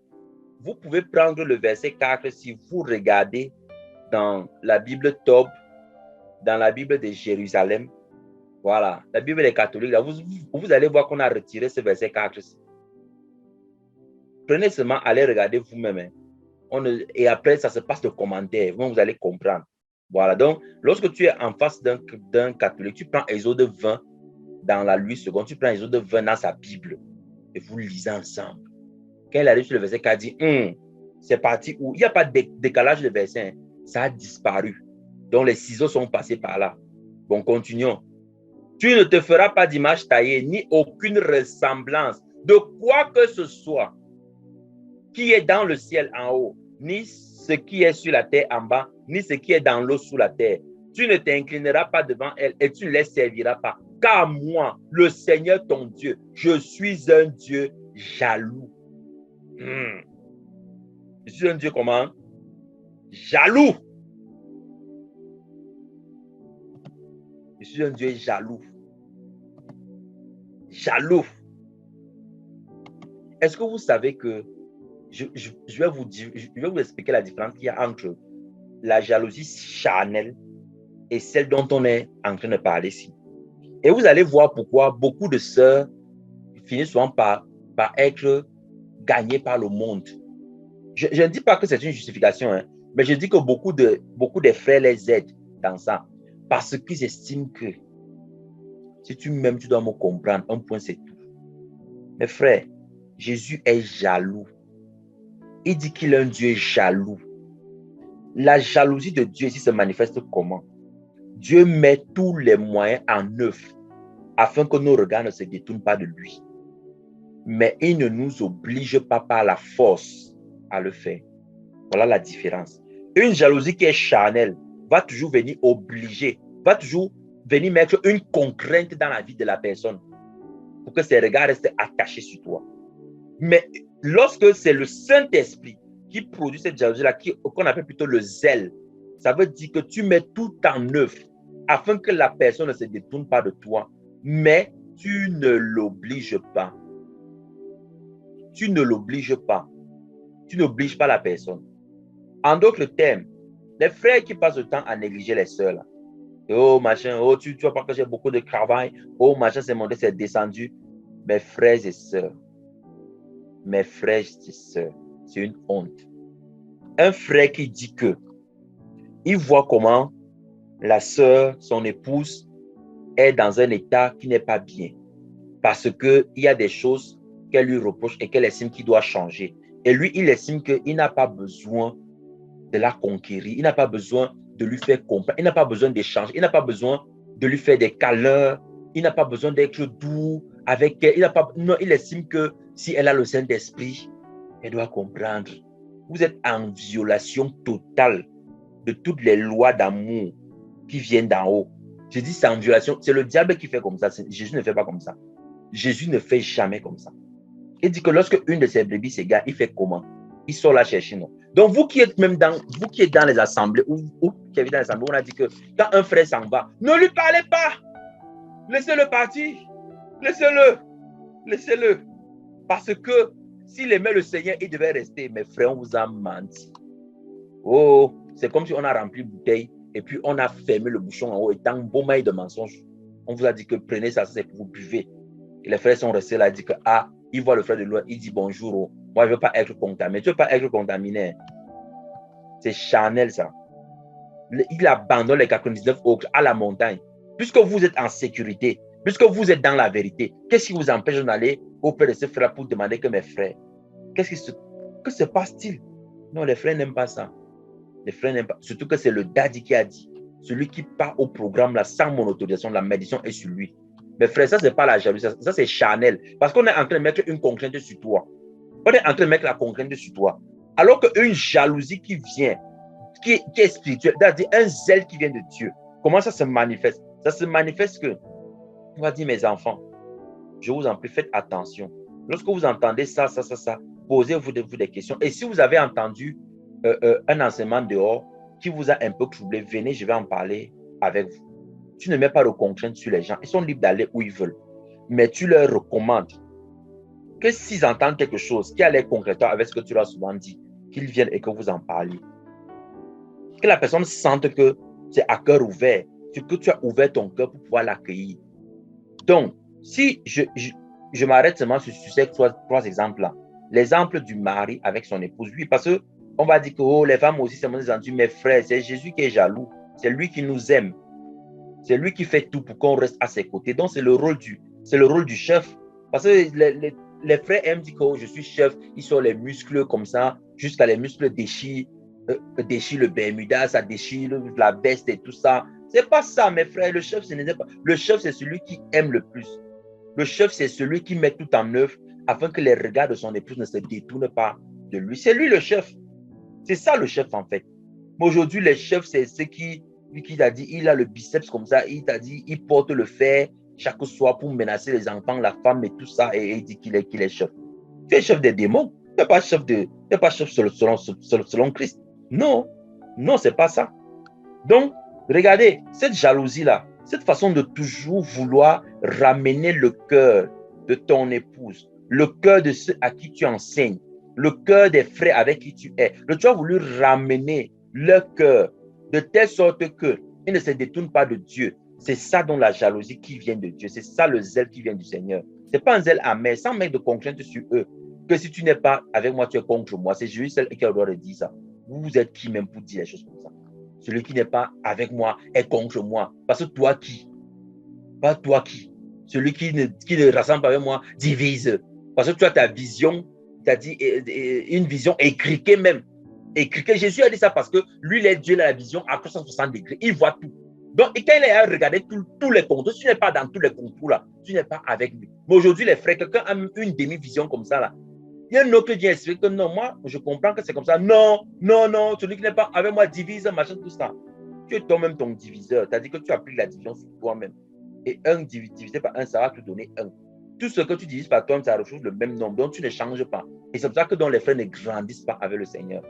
Après, ils disent que oh, mon foyer va mal, oh, c'est monté, c'est descendu. La responsabilité d'aimer revient d'abord à l'homme.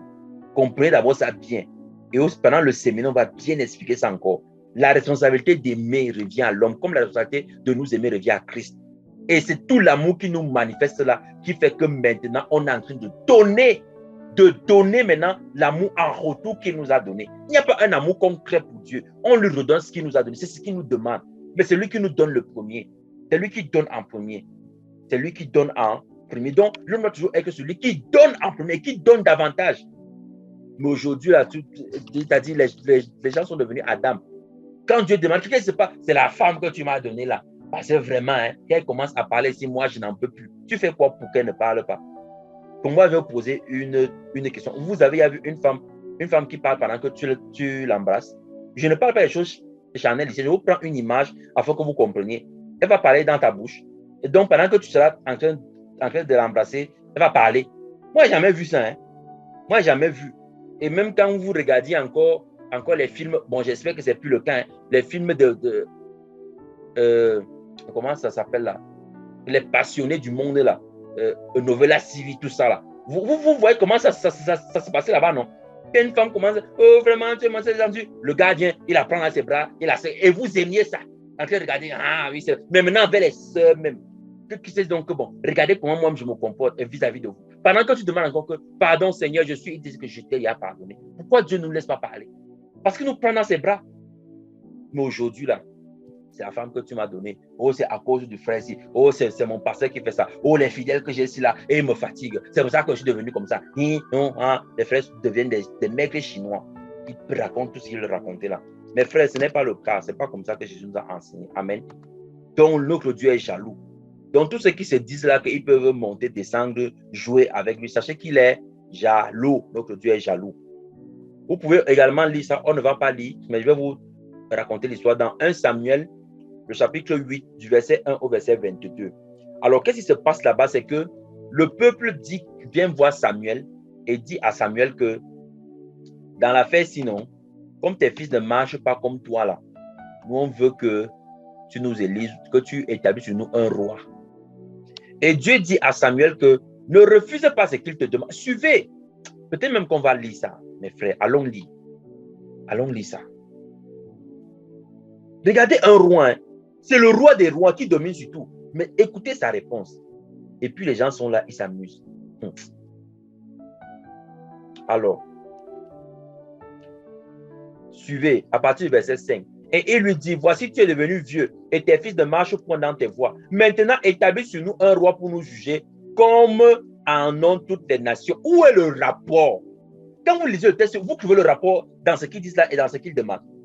Comment il vient dire à Samuel que comme tes fils ne marchent pas comme toi et que toi tu as vu, mets-nous un roi. Il ne peut pas s'imaginer que, oh vraiment Samuel, prie le Seigneur afin qu'il soit un autre juge. Il ne peut pas s'imaginer comme ça. Non, mets sur nous un roi. Où est le lien? Et les frères raisonnent souvent comme ça là.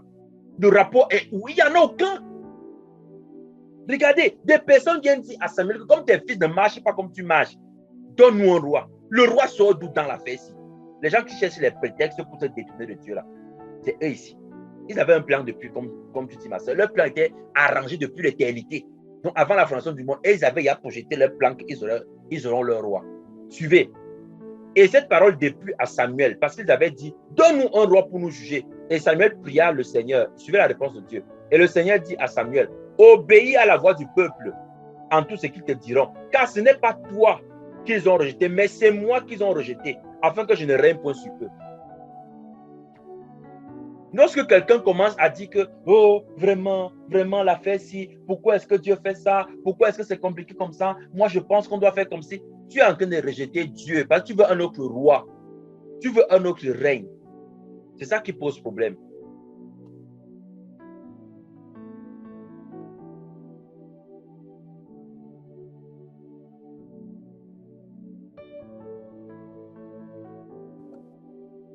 Les frères veulent un autre roi, un autre règne. Ils ne veulent plus de Jésus. Ils commencent à se trouver les prétextes. Mais regardez, ce qui nous intéresse, c'est la réaction de Jésus. Jésus dit quoi? Obéis. Est-ce que vous voyez? Il ne met pas de contraintes. Il dit non, fais comme ils ont demandé. Fais comme ils ont demandé. Il n'y a pas de problème. C'est moi qu'ils ont rejeté. Et quand vous lisez tout le chapitre, si vous lisez ça avec le cœur de Dieu, vous allez, j'allais dire prendre Dieu en pitié, mais ce n'est pas le bon terme. Vous allez avoir mal pour Dieu. Je vous assure. Vous allez avoir mal pour Dieu. Comment quelqu'un peut aimer comme ça? Comment quelqu'un peut aimer au point où il dit que je vois bien que ce que tu es en train de faire là, c'est moi que tu rejettes. Mais mon amour ne va pas changer. Alors qu'il est Dieu, hein, n'oublions pas ça. Donc ce n'est pas comme si tu es impuissant et que tu ne peux rien faire. Parce que normalement, un roi de ce monde-ci, dès que tu le trahis, il te montre. Comme les Camerounais aiment dire, on va te montrer. Il va te faire comprendre que tu t'es trompé de cible. Mais Dieu dit que fais comme ils ont demandé.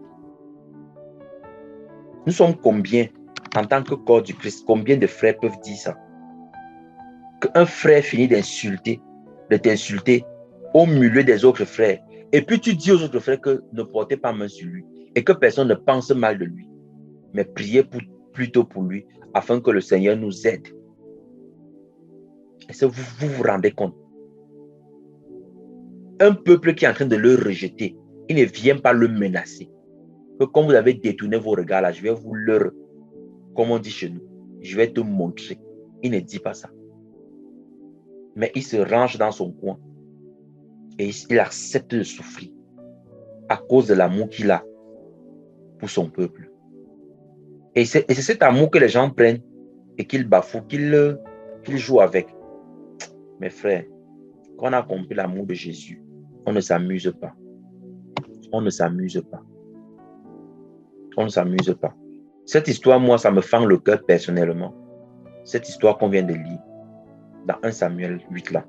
Ça me fend le cœur. Et vraiment, quand je comprenais ça, je me rendais compte que le roi son amour est inimaginable en fait. Son amour est inimaginable. Si par le Saint-Esprit, on peut supplier le Seigneur, on peut supplier Dieu de nous aider à nous rapprocher de cet amour-là, je vous assure, nous serions des hommes totalement différents. Nous serions des personnes totalement à part. Je vous dis la vérité. Nous serions à part totalement. Mais c'est parce qu'on ne le dit pas, on ne le veut pas.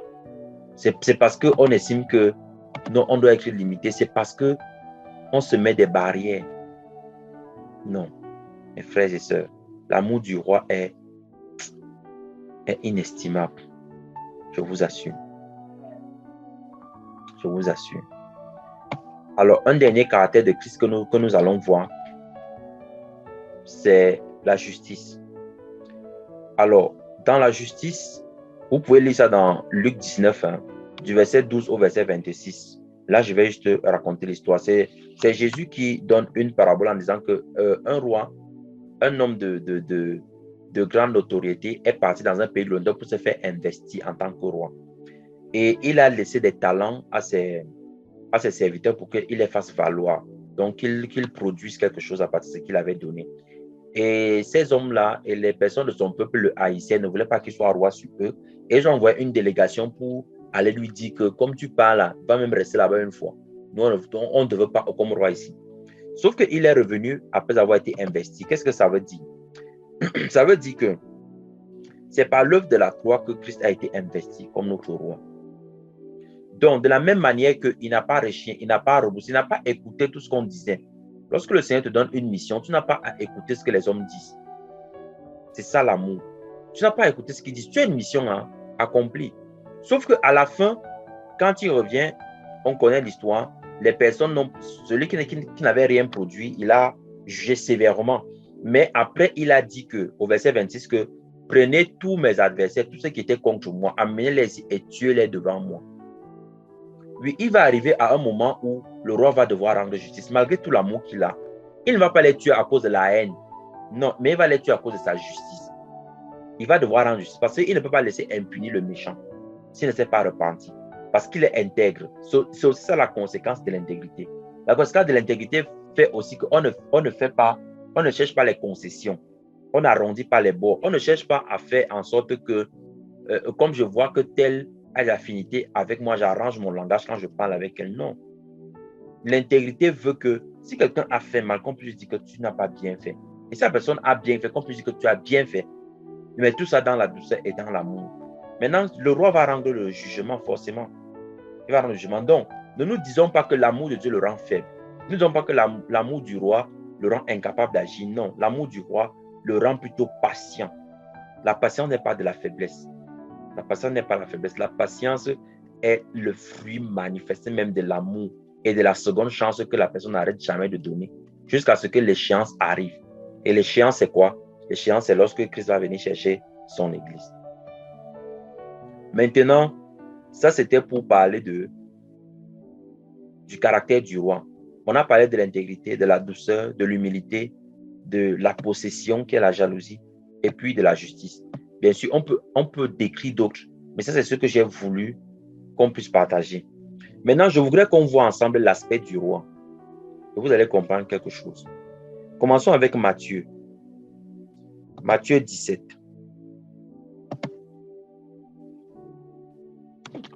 On va lire dans Matthieu 17, à partir du verset 1. On parle maintenant de l'aspect du roi.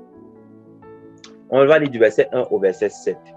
Et 6 jours après, Jésus prend Pierre, Jacques et Jean, son frère, et les mène sur une haute montagne à l'écart. Et il fut transfiguré devant eux, et son visage resplendit comme le soleil, et son vêtement était blanc comme la lumière. Et voici Moïse et Élie leur apparus, parlant avec lui. Alors Pierre répondit et dit à Jésus, Seigneur, il est bon pour nous d'être ici. Si tu veux, faisons-y 3 tabernacles, un pour toi, un pour Moïse et un pour Élie. Comme il parlait encore, voici un nuage brillant les couvrit, et voici une voix sortie du nuage qui disait, celui-ci est mon fils bien-aimé, en qui je suis très satisfait. Écoutez-le. Et lorsque les disciples l'entendirent, ils tombèrent sur leur visage et eurent une très grande peur.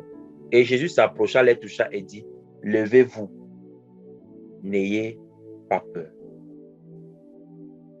Levez-vous, n'ayez pas peur.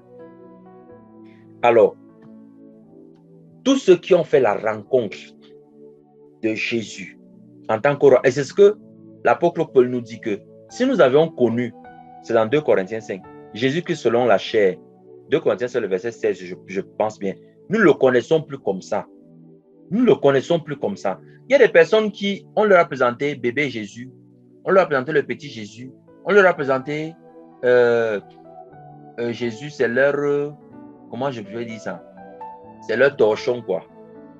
C'est leur chiffon, c'est leur femme de ménage. On leur a présenté Jésus comme ça. Et tous ceux qui ont rencontré Jésus roi, lorsqu'il leur a parlé, ils sont tombés sur leurs genoux. Il n'y a personne qui rencontre Jésus roi et qui ne se prosterne pas. Et vous voyez ici, ils ne sont pas prosternés parce que, voilà, il y a eu des anges qui sont sortis avec des sabres laser comme dans Star Wars pour les découper et tout ça, puis ils ont eu peur. Non. Ce qui a fait qu'ils se prosternent, c'est quoi? C'est la divinité du roi. Aujourd'hui, beaucoup de personnes désobéissent à Christ parce qu'ils n'ont pas fait la rencontre avec le roi. Vous n'avez pas encore rencontré le roi. Quand le péché agit encore dans tes membres, que tu peux te fâcher,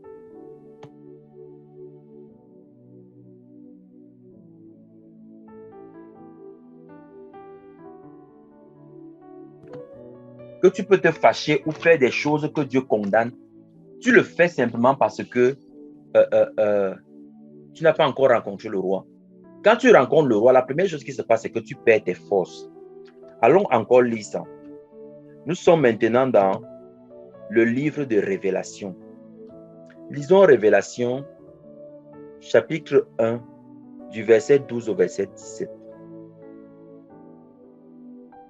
Du verset 12 au verset 17, suivez. Et je me retournai pour voir la voix qui me parlait, et m'étant retourné, je vis 7 chandeliers d'or. Et au milieu des 7 chandeliers, un qui était semblable au Fils de l'homme. Au milieu des 7 chandeliers, un qui était semblable au Fils de l'homme, vêtu d'un vêtement jusqu'aux pieds et ceint sur la poitrine d'une ceinture d'or. Sa tête et ses cheveux étaient blancs comme la laine, aussi blancs que la neige, et ses yeux étaient comme une flamme de feu, et ses pieds semblables à du cuivre, très fin, comme s'il était brûlé dans une fournaise, et sa voix était comme le son de nombreuses eaux. Et il avait dans sa main droite 7 étoiles, et de sa bouche sortait une épée aiguë à 2 tranchants. Son apparence était comme le soleil qui brille dans sa puissance. Verset 17. Et quand je le vis, je tombais à ses pieds comme mort. Et il posa sa main droite sur moi, me disant, n'aie pas peur, je suis le premier et le dernier. Lorsque Jésus se révèle en tant que le roi, il y a systématiquement cette réaction-ci.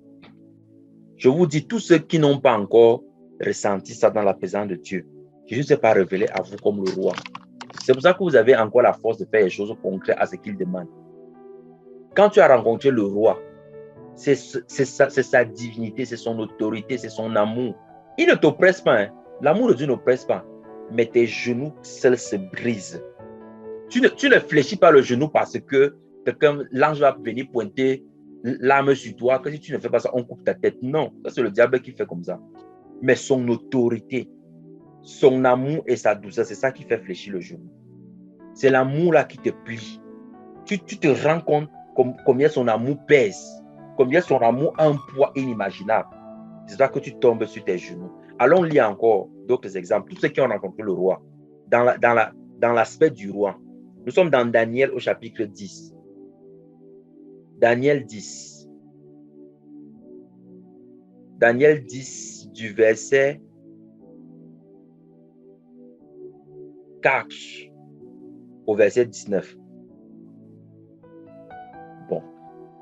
Et le 24e jour du premier mois, comme j'étais le long du grand fleuve qui est Hiddekel, et je levais mes yeux et je regardais, et voici un certain homme vêtu de lin, dont les reins étaient ceints d'or fin, du phase. Il donne la même description que Jean, hein, des milliers d'années avant. Voilà. Son corps était comme du béryl, et son visage comme la ressemblance d'un éclair, et ses yeux comme des lampes de feu, et ses bras et ses pieds de la même couleur que du cuivre poli, et la voix de ses paroles était comme la voix d'une multitude. Il donne la même description que Jean, alors qu'ils ne sont jamais rencontrés. Et moi, Daniel, je vis seul la vision. Car les hommes qui étaient avec moi ne vivent pas la vision, mais un grand tremblement tomba sur eux, si bien qu'ils s'enfuient pour se cacher. Ceux qui n'ont pas vu la vision, ce n'est pas une tautologie. Hein. On voit, sur le plan spirituel, on doit voir la vision. La vision peut venir, mais on ne la voit pas. Quand on voit la vision, ça veut dire que nos yeux sont ouverts. Ceux qui n'ont pas vu la vision, ils ont ressenti la peur et ils ont fui. Mais regardez, celui qui a vu la vision, verset 8, c'est pourquoi je restais seul et je vis cette grande vision et il ne resta aucune vigueur en moi. Aussi, mon aspect se changea en corruption et je ne conservais aucune vigueur. Toutefois, j'ai entendu la voix de ses paroles et quand j'ai entendu la voix de ses paroles, je tombais dans un profond sommeil sur mon visage et mon visage contre terre. Et voici une main me toucha et me fit mettre sur mes genoux et sur les paumes de mes mains. Si vous continuez de lire, vous allez vous rendre compte que Jésus l'a fortifié. Jésus l'a fortifié. Tout ce qui rencontre le roi, je vous dis, même dans Ézéchiel 1, lisez Ézéchiel 1, 27, 28, vous allez voir que c'est pareil. Dès qu'il a eu la vision, dès qu'il a vu la vision, il est tombé. Vous savez que ce qui fait tomber là, c'est l'amour du roi. À quel moment est-ce que vous avez entendu les menaces? Il a menacé qui ici? Il n'a menacé personne. Il n'a brimé personne. C'est-à-dire, dès qu'il a fini de parler, il a fini de donner ses ordres, dès que la personne a vu la vision, elle est tombée. Mes frères et sœurs, il y a des choses qui vont quitter de vos vies lorsque vous aurez la vision du roi, remplie d'amour. Lorsque vous allez voir cette vision-là, des choses, on ne va pas prier pour vous. Il y a des esprits qui influencent des frères parce qu'ils n'ont pas vu cette vision-là. Lorsque l'esprit là va encore venir pour te tester, il va se rendre compte que le courant ne passe plus. Parce qu'il y a un degré d'amour que le Seigneur aura déversé en toi qui aura brisé tes capacités. C'est l'amour qui brise ça. C'est l'amour qui brise ça. Les gens disent que, oh Seigneur, je veux mourir, je veux mourir. Ou ils se disent que Dieu va prendre le couteau et piquer dans leur cœur pour qu'ils meurent, je ne sais pas. C'est l'amour qui tue. C'est l'amour de Dieu qui finit avec l'homme ancien. C'est l'amour de Dieu. L'amour du roi.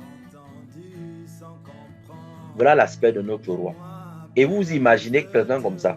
Et des gens se disent, remplis des désirs de la chair, que oh, quand je vais voir Jésus, je vais lui parler face à face, je vais m'expliquer. Vous avez vu quelqu'un ici qui a pu s'expliquer? Vous avez vu quelqu'un ici qui a pu parler, qui a pu commencer à dire que non Seigneur, c'est mon Seigneur. Vous avez vu ça? Ceux qui n'ont même pas vu la vision, ils étaient remplis de foi, ils ont fui. Hein. Celui qui voyait la vision, il était tétanisé, il ne peut pas partir quelque part. Tétanisé d'amour. Et puis les gens disent qu'ils vont aller discuter avec Dieu. Moi j'ai pitié de ces personnes-là. Moi j'ai vraiment pitié d'elles. C'est-à-dire c'est une ignorance doublée d'une malhonnêteté et d'une ruse qui fait que les gens parlent comme ça. Ils parlent comme ça parce qu'ils sont corrompus. Parce qu'ils ne savent pas que le roi d'amour, personne ne peut lever la voix devant lui. Personne ne peut. Non, mes frères et sœurs, ne vous dites pas que vous irez dire quelque chose là-bas. Ce n'est pas un procès où, quand le procès va se tenir, quelqu'un va pouvoir parler. Quelqu'un ne peut pas parler devant le roi. Personne ne peut. Mais regardez, c'est lui qui se rend serviteur. Alors qu'il peut même t'interdire la parole. C'est-à-dire, sa simple présence, sans qu'il ne dise rien, ça t'enlève la parole. Il faut vous méfier même des personnes qui ont souvent trop de paroles là, lorsque elles adorent le Seigneur. Parfois, c'est parce que vous n'avez pas la vision du grand roi. Je vous dis la vérité. Quand le roi se révèle, la vision que tu as de lui, tu es vaincu avant d'avoir dit quelque chose. Tout ce que tu avais préparé dans ton esprit pour venir lui dire, toutes ces choses-là partent. Maintenant, le Saint-Esprit commence à te donner de nouvelles paroles. Et tu te rends compte, pour ceux qui t'écoutent, ils vont voir comme si tu n'es pas cohérent dans ce que tu dis. Ils vont voir comme si tu dis une chose et puis tu passes à une autre. Et puis, parce que tu reçois tellement de choses, ce que tu es en train de voir là, tu ne peux pas le décrire avec intelligence. Il y a quelque chose qui peut t'aider. Et tu vois un frère. Il y a même d'autres qui écrivent l'adoration. Hein. Ils écrivent sur le papier et ils viennent lire. Oh Seigneur, que tu es merveilleux, que tu es ceci. Et ils disent qu'ils ont fait l'adoration. Mes frères, dans l'adoration, quand le Seigneur, tu as la vision du grand roi, tu perds tes mots, tu commences à balbutier. Tu es comme un enfant. Si ça ne vous est jamais arrivé vraiment, je ne sais pas si le Seigneur vous fasse grâce d'avoir cette vision-là. Les gens qui adorent Dieu, ils sont sur leur 31. Moi, je ne dis pas que systématiquement, Les gens doivent faire l'adoration en se roulant par terre. Non, il y a tellement de simulateurs. Ne vous inquiétez pas. Si ce n'est que pour ça, hein, non, on s'est tous roulé par terre avec des simulations terribles. Tu te roules, on dit, oh, le frère, s'il aime Dieu, regarde comment il roule la veste sur le sol. Alors que c'est parce que tu veux attirer l'attention de Dieu. Il y a une soeur qui est là. Que quand la soeur va voir que j'aime le Seigneur, comme elle est spirituelle là, elle va dire qu'elle va voir la révélation. Le Seigneur va lui dire que c'est ton mari. C'est lui, c'est lui, c'est lui, c'est lui. Alors que le Seigneur jamais prophétisé sur les maris et sur les femmes des gens. Mais toujours, on est toujours en train de faire les choses de bidon comme ça. Mais je suis en train de vous dire que quand tu aimes le Seigneur et que le roi se révèle à toi dans l'adoration, dans un moment d'intimité, mon frère, tu ne vas pas gérer que tu es devant le ministre, devant le président, que c'est toi le bishop de l'assemblée et tout ça là. Tu vas pas connaître dans quelle position tu es. Parfois, quand j'ai fini, je ne sais pas dans quelle position même j'étais même. Je me trouve dans une position, on dit que j'ai fait comment pour me retrouver dans cette position aussi. Tu ne sais pas comment ça fait. Tu ne sais pas comment ça fait. Il y a des frères qui adorent Dieu comme ça, oh là là, le pied croisé. Seigneur, tu sais que je t'aime. À la limite, on doit même donner la cigarette au frère. Comme ça, il tire, il fume un peu, il pousse la fumée là et dit que Seigneur, je t'aime. Mes frères et sœurs, quand vous allez rencontrer, pour ceux qui ne l'ont pas encore vécu, la vision, quand vous allez voir la vision du grand roi, vous allez vivre ce que Pierre, Jacques et Jean ont vécu à la montagne, ce que Daniel a vécu, ce que Ézéchiel a vécu, ce que Jean a vécu. Quand vous allez vivre ça, je vous dis, il y a un caractère en vous, un ensemble de choses qui vont disparaître. Et on va commencer à voir que vous n'êtes pas humain. On va commencer à vous dire que vous n'êtes pas des hommes. On va commencer à vous dire que votre manière de faire, là, vous êtes trop naïf. On va vous dire ça. Vous êtes naïf. Si c'est donc ça la naïveté, ça veut dire que Dieu est l'être le plus naïf qui existe dans tout l'univers. Parce qu'il ne peut pas savoir que tu vas le tromper demain et il te pardonne aujourd'hui. C'est qu'il est d'une naïveté, vraiment, une naïveté terrible. C'est qu'il est d'une naïveté terrible. Mais ce n'est pas la vérité. C'est le diable qui veut nous faire croire ça comme ça. Il prend les mots, il donne un autre sens afin que nous les comprenions différemment. Non, mes frères, c'est ça même l'amour. L'amour intègre qui ne change pas. Voyons un dernier aspect de Jésus avant de prier. En parlant de l'amour du roi, lisons dans Ézéchiel 9, le verset 10. Ézéchiel 9, 10. Lorsque le roi est blessé, lorsqu'il est outragé, suivez ce qu'il dit. Ézéchiel 9, le verset 10. Bon, je vais commencer au verset 9. Et il me dit, l'iniquité de la maison d'Israël et de Juda est grande, au-delà de toute mesure. Le pays est rempli de meurtres et la ville pleine d'injustice. Car ils disent, le Seigneur a abandonné le pays, le Seigneur ne voit rien. Verset 10, eh bien, mon œil aussi ne les épargnera pas, et je n'aurai point de compassion. Je ferai retomber leur conduite sur leur tête. Voilà ce que le roi dit quand il est irrité. Voilà ce que le roi dit lorsqu'il est trahi. Voilà comment le roi se comporte lorsqu'il est abandonné. Donc, dire que voilà ce que le roi dit lorsqu'il est abandonné, lorsqu'il est trahi. Oui, parce que le roi a mal aussi. Le roi a mal. Des personnes prennent Dieu comme si Dieu était une mode de pierre, une mode d'argile qui n'a pas de sentiments, qui ne ressent rien. On dit que c'est Dieu, non. C'est Dieu, non. Dieu a mal. Dieu souffre. Nous sommes à son image. Donc, vous comprenez qu'il nous a fait esprit, âme et corps. L'âme retient les sentiments. C'est dans l'âme qu'il y a les sentiments. Dieu a le sang. On a parlé de ça jeudi. Donc, c'est ce sang-là qui nous fait souffrir. Les anges n'ont pas le sang. Les anges n'ont pas le sang. Donc, les anges n'ont pas le sentiment que il va dire que Michel m'a regardé un genre. Et puis, Gabriel va venir dire que, oh Dieu, j'ai vu que Michel m'a regardé. Les gens ne connaissent pas ça. Les anges ne connaissent pas ça. Ils ne connaissent pas ça. Maintenant, suivez ce que le même roi dit. Lorsqu'il y a repentance, Ézéchiel 39, 25. Suivez maintenant ce qu'il dit.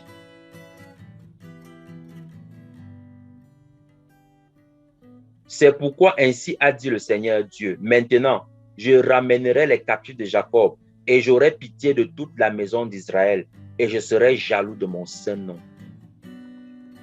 Vous pouvez lire ça dans Jérémie, dans Sophonie 3:20. Allons lire ça un peu.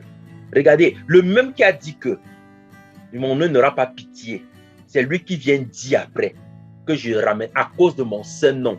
Ce n'est pas à cause de vous, hein. Ce n'est pas à cause de vos actes.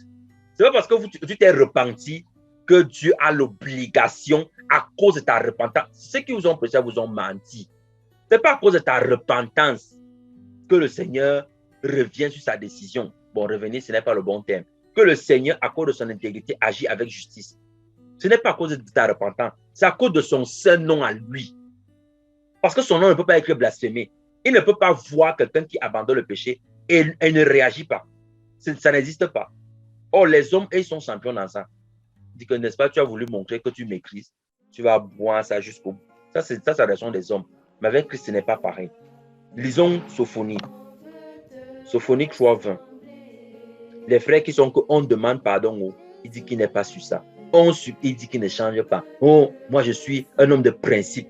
Tu es un homme de principe, tes principes vont brûler en enfer avec toi-même. Parce que Dieu même qui a plus de principes que toi, quelqu'un se répand à cause de son saint nom. Il reprend la personne et il change. C'est-à-dire la prophétie revient, une autre prophétie vient accomplir la première. C'est-à-dire que la première où c'était la destruction, la prophétie maintenant de grâce vient accomplir celle-là. Ah. Et puis toi, tu dis que tu es un homme de principe, que toi sont les principes qui te guident. Allons lire ça, Sophonie 3:20. En ce temps-là, je vous ramènerai, c'est-à-dire qu'en ce temps-là, je vous rassemblerai, car je ferai de vous un nom et une louange parmi tous les peuples de la terre, quand je ramènerai votre captivité devant vos yeux, a dit le Seigneur. C'est la même chose avec Néhémie, c'est la même chose avec Zacharie. Quand vous lisez tous les prophètes, vous vous rendez compte qu'en aucun moment, lorsque le peuple avait décidé de revenir au Seigneur, le Seigneur n'est resté de marbre. Voilà le cœur du roi. Mais aujourd'hui, entre nous frères, on estime que non, le frère n'a pas bien demandé pardon. Il faut d'abord que il achète l'offrande du prophète. Donc, il doit venir avec un cabri. Il vient avec un poulet tout blanc. Le poulet doit être tout en entier blanc. S'il y a même une tache de noix sur le poulet-là, on ne prend pas. Comme pour dire qu'il faut que ton offrande soit parfaite. C'est-à-dire, il part prendre maintenant dans Lévitique. Il ajoute la sorcellerie dessus et il fait son verset. Il faut que ton offrande soit parfaite. Donc, un poulet tout blanc avec un jeune cabri d'1 an.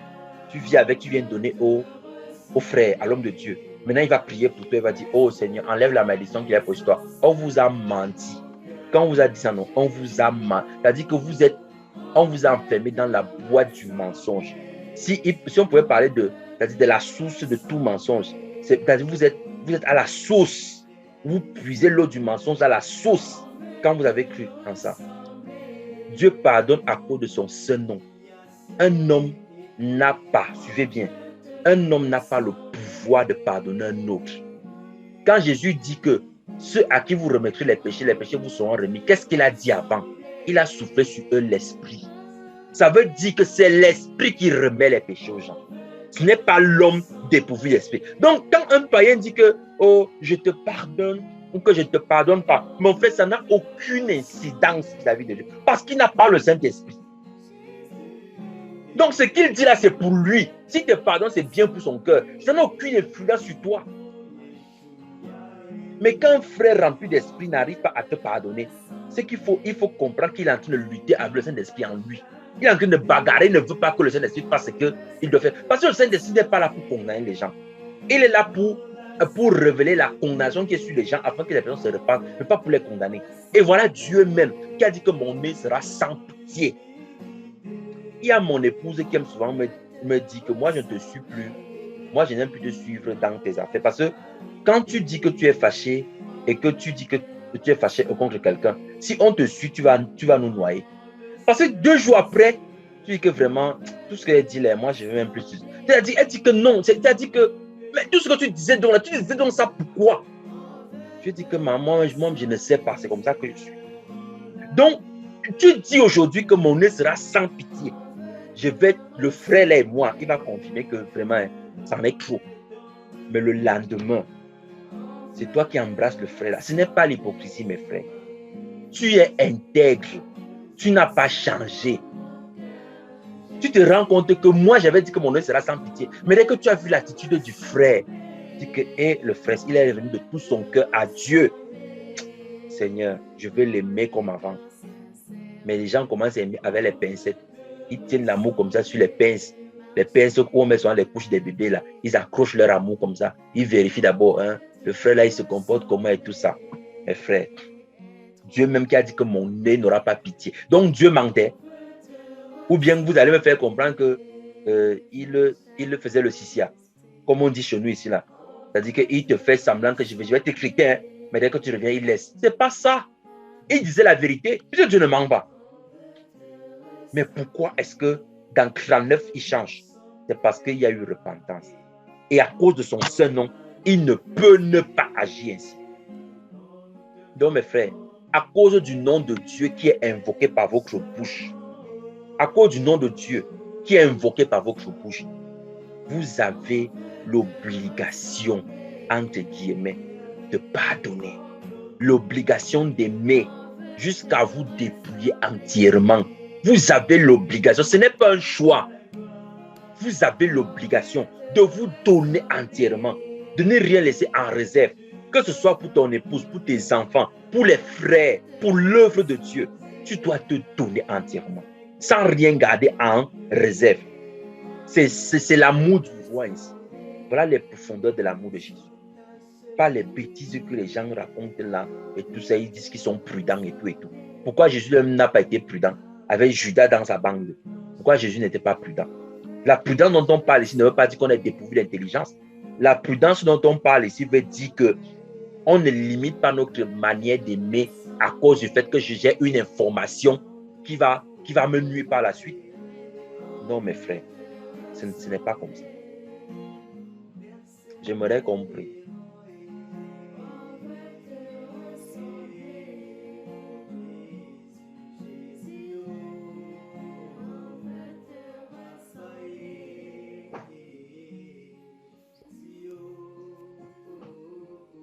Je voudrais ensemble on puisse voir tout l'amour que Dieu nous a manifesté.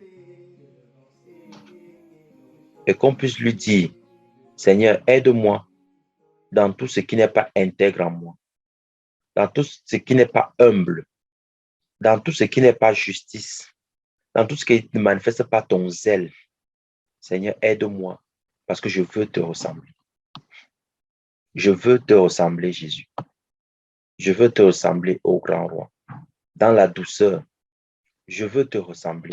Je veux te craindre pour ce que tu es. Pas te craindre parce que j'ai peur de toi. Pas te craindre parce que j'ai peur du châtiment qui vient de toi. Mais je veux te craindre parce que tu es digne d'être craint. Parce qu'il nul n'a ton apparence, nul n'est semblable à toi. Manifeste ta présence dans mon cœur, Jésus, oh, on veut te ressembler, on veut te ressembler. Manifeste ta présence dans mon cœur, Jésus, oh, on veut te ressembler, on veut te ressembler. Dans le cœur sincère, on veut te ressembler. Dans l'humilité, on veut te ressembler. Rempli de douceur, on veut te ressembler. Plein de zèle, on veut te ressembler. Être obéissant et on veut te ressembler. Manifeste ta présence dans mon cœur, Jésus, oh, on veut te ressembler, on veut te manifeste ta présence dans mon cœur, Jésus, oh, On veut te ressembler. On veut te ressembler. Dans l'intégrité, on veut te ressembler. Dans l'amour fidèle, on veut te ressembler. Dans la vérité, on veut te ressembler. Dans les voies de Dieu, on veut te ressembler. Seigneur, manifeste dans nos cœurs ton amour. Manifeste dans nos cœurs tes valeurs. Seigneur, nous avons hérité de notre vaine manière de vivre de nos pères. Et nous avons copié cela en venant à toi, oubliant que nous ne sommes pas issus d'en bas, mais d'en haut. Parce que tu es le deuxième Adam qui est venu d'en haut. Tu as été fait avec des matériaux célestes qui ne venaient pas de la terre. Aussi, nous sommes tes enfants parce que nous avons été engendrés par toi et en toi. Nous n'appartenons pas à ce qui est de la terre, nous appartenons à ce qui est d'en haut. Et nous ne sommes que tes ambassadeurs sur la terre. Seigneur, nous avons oublié cela. Et nous avons continué de vivre comme si nous étions de la terre, comme si nous étions terrestres. Notre amour, notre façon d'aimer, notre façon de faire a été altérée à cause de cette compréhension des choses. Mais en ce soir, Seigneur, ce que nous te demandons et ce que nous soupirons, la chose après laquelle nous soupirons, Seigneur, c'est que ton amour soit dans notre cœur. Cet amour que tu nous as révélé en ce soir. Toi, en tant que roi, tu t'es fait serviteur. Seigneur, si nous aussi nous sommes tes serviteurs, si nous aussi nous sommes tes enfants, en tant que roi, nous devons nous faire serviteurs. Seigneur, aide-nous en cela. Nous n'avons pas la capacité d'aimer comme tu veux. Nous n'avons pas la capacité de pardonner comme tu veux. Mais nous savons, Seigneur, que toi en nous, nous sommes plus que vainqueurs, nous sommes plus que forts. Seigneur, généralement, nous avons eu l'habitude de dire, oui, personne ne nous a aimés comme toi. C'est la vérité. Mais tu n'as pas désiré seulement que cela reste dans l'état parce que tu nous as aimés plus que tous. Tu nous as aimés ici afin que nous apprenions à nous aimer les uns les autres comme toi tu nous as aimés. Et tu as dit que nous, on reconnaîtra que vous êtes mes disciples si vous vous aimez les uns les autres comme je vous ai aimé. Et si vous êtes un comme je suis un avec le Père. Tu établissais ainsi une base en montrant que c'est ceux qui font comme toi tu fais avec le Père, en étant dans un amour parfait, qui sont tes disciples. Seigneur, aide-nous en ce soir à aimer nos épouses, nos époux, nos conjoints, à aimer nos enfants, nos frères et nos sœurs, à t'aimer toi, Seigneur, selon les compartiments, les types d'amour que tu as mis dans notre cœur, de tout notre cœur, chacun pour sa part, au nom puissant de Jésus-Christ. Aide-nous, Seigneur, à être fidèles. Aide-nous à être fidèles en nous-mêmes, à ne pas varier, à ne pas changer, à demeurer intègre, véritable et vrai, au nom puissant de Jésus.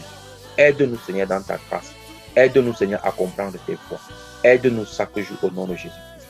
Et donne-nous, Seigneur, chaque jour de travailler notre caractère avec l'aide de l'Esprit, ton Esprit, que tu as envoyé pour nous conduire, pour nous enseigner toutes choses, en nous conduisant dans toute la vérité. Aide-nous, Seigneur, afin que rien de ce que nous constatons ou qui nous fait constater ne demeure en nous au nom de Jésus-Christ. Seigneur, nous te prions, glorifie ton nom. Glorifie ton nom encore, Seigneur, dans nos vies au nom de Jésus. Je prie afin que tous ceux qui étaient en manque d'amour, qu'ils reçoivent cet amour de ton nom de Jésus. Que tous ceux qui avaient pris des décisions radicales de se comporter selon que le monde voulait, en estimant qu'ils ne seraient plus naïfs, je prie afin que cette pensée soit brisée dans leur cœur au nom de Jésus-Christ. Je prie afin que, Seigneur, ils débordent d'amour, tellement qu'ils en aient tellement à donner plus qu'à en recevoir au nom puissant de Jésus. Je prie afin que tes grâces multiples, Seigneur, couvrent la vie de chacun. Je t'implore encore, Père éternel, de te révéler à tous ceux qui te recherchent d'un cœur sincère et vrai, en tant que le roi d'amour. Tous ceux qui t'ont connu comme tel sont tombés sur leurs genoux. Ils ont été vaincus par ton amour, Seigneur. C'est pour ça que nous prions afin que ton amour vienne à vaincre dans la vie de plusieurs au nom de Jésus. Je te prie afin que tu accordes les visions de toi, Seigneur, à plusieurs de tes enfants. À plusieurs de tes enfants, accorde-leur tes visions.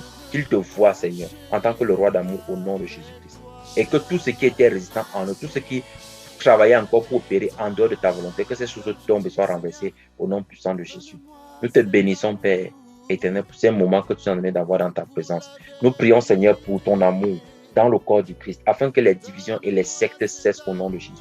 Que tous ceux qui n'avaient pas compris ceci, qu'au travers de ce message, de tous les messages que tu as inspirés à tes serviteurs vrais, afin que cela soit ramené, que leur cœur soit ramené, Seigneur, dans l'amour sincère et l'amour du grand roi que tu es au nom de Jésus. Que nous puissions aimer nos frères comme toi tu nous aimes.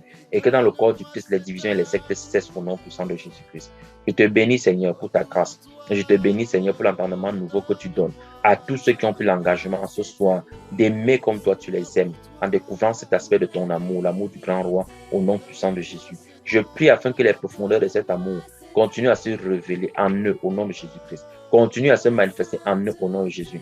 Qu'on dise d'eux que ce sont des personnes différentes, qu'on dise d'elles que ce sont des personnes à part, Seigneur. Pas à part pour recevoir la gloire, mais à part afin que ton Saint-Nom soit glorifié au nom de Jésus.